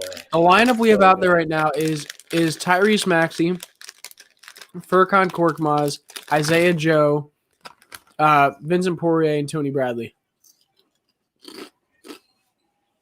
Man. Very. I don't know how Zumov did during the process. Like those 10, 15 win seasons when he had to go on TV every single night through these games. Man, he should win an award for this. No, honestly, dude. That's insane. Oh. Like he had to do this for like years. Isaiah Joe for corner three. There's my guy.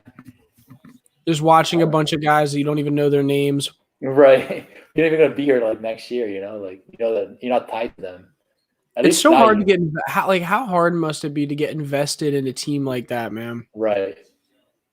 Like, Isaiah Joe, he's gonna be here for a while. It's nice to see him pick up for shots, Maxey, those guys. Ooh, Mark, thank you. So Mark says under play-by-play. And then he said, what is it? Oh, I found it. Yeah, you're right. Look at that. Thanks, Mark. Appreciate it. Can you share it? Is that possible? Yeah, I can. 1 second.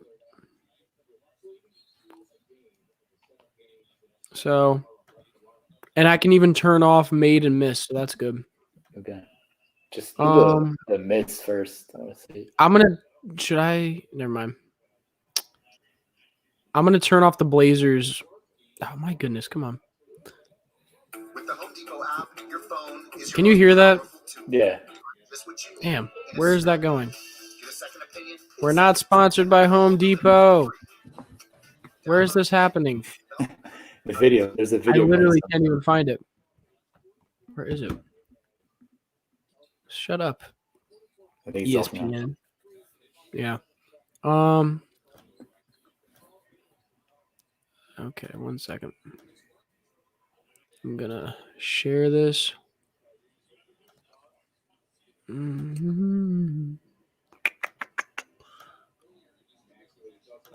So, can you see it? Yeah. So there's the shot chart. I'll turn off the Blazers one just so we can focus on the Sixers. But there's the Sixers shot chart for this game. Yeah. Not a lot of corner threes, so they shoot way more corner threes than what it seems to be. At least on the shot chart. They have none on the right side. And that to me, that's attributing to not having Ben Simmons. Yeah, absolutely. Ben Simmons, when he's driving into the basket, he opens up so many corner threes, especially for a guy like Danny Green and Seth Curry. It happens very consistently. And so it doesn't surprise me much that they don't have as many 3-pointers or at least corner threes attempted this game. Can you just see the misses? It looks like they miss a lot of stuff inside the paint. Yeah, 1 sec. The misses. Yeah, there's a lot of misses in the paint. Honestly, it seemed like I'm gonna look at Shake Milton's. It seemed like Shake was missing a lot of. I don't know. I guess not too many. It seemed like he missed a lot more than that. Going to the inside. So Tobias. Shake. Oh, sorry. You said you want to go to Tobias? Yeah. So you missed 4 shots in there. And then Embiid missed a few bunnies too. But I mean, Embiid, but then he also made that many. Right. Yeah, you can't gripe with that. Yeah. No. I'm trying to think of any other players that were Dwight Howard. I don't know. Seth Curry. I think it's Tobias and Shake just not finishing well enough inside the paint. Played a role in it. Yeah, I mean, their misses look like they're coming from the right part of the court. It's not a lot of mid-range stuff. A little bit more than usual, perhaps, but for the most part. Yeah. Sixers go on a run at the end of the game with 11-0 run right at the end. Bring it to a 121 Portland to a 105 Sixers Sixers game. 2 seconds left. Clock going down. It was just not a great game. I guess we're gonna move to the post game show. Yeah. Did I send you the link to that? No, just put on the private chat. What'd you say? Put it on the private chat. All right, 1 sec. I gotta get over to it. Yeah, guys. So, excuse me. If you don't already know, we do a post game show of each game. I understand this game wasn't exactly the best, but please leave a like on the video, and we'd really appreciate it. We're gonna head over to the post game. So give us a few seconds, and we'll be over there. Sorry, I'll put this. Give us a little bit, and then we'll head right over there. So we'll see you guys soon. Please like the video if you haven't already. See you there.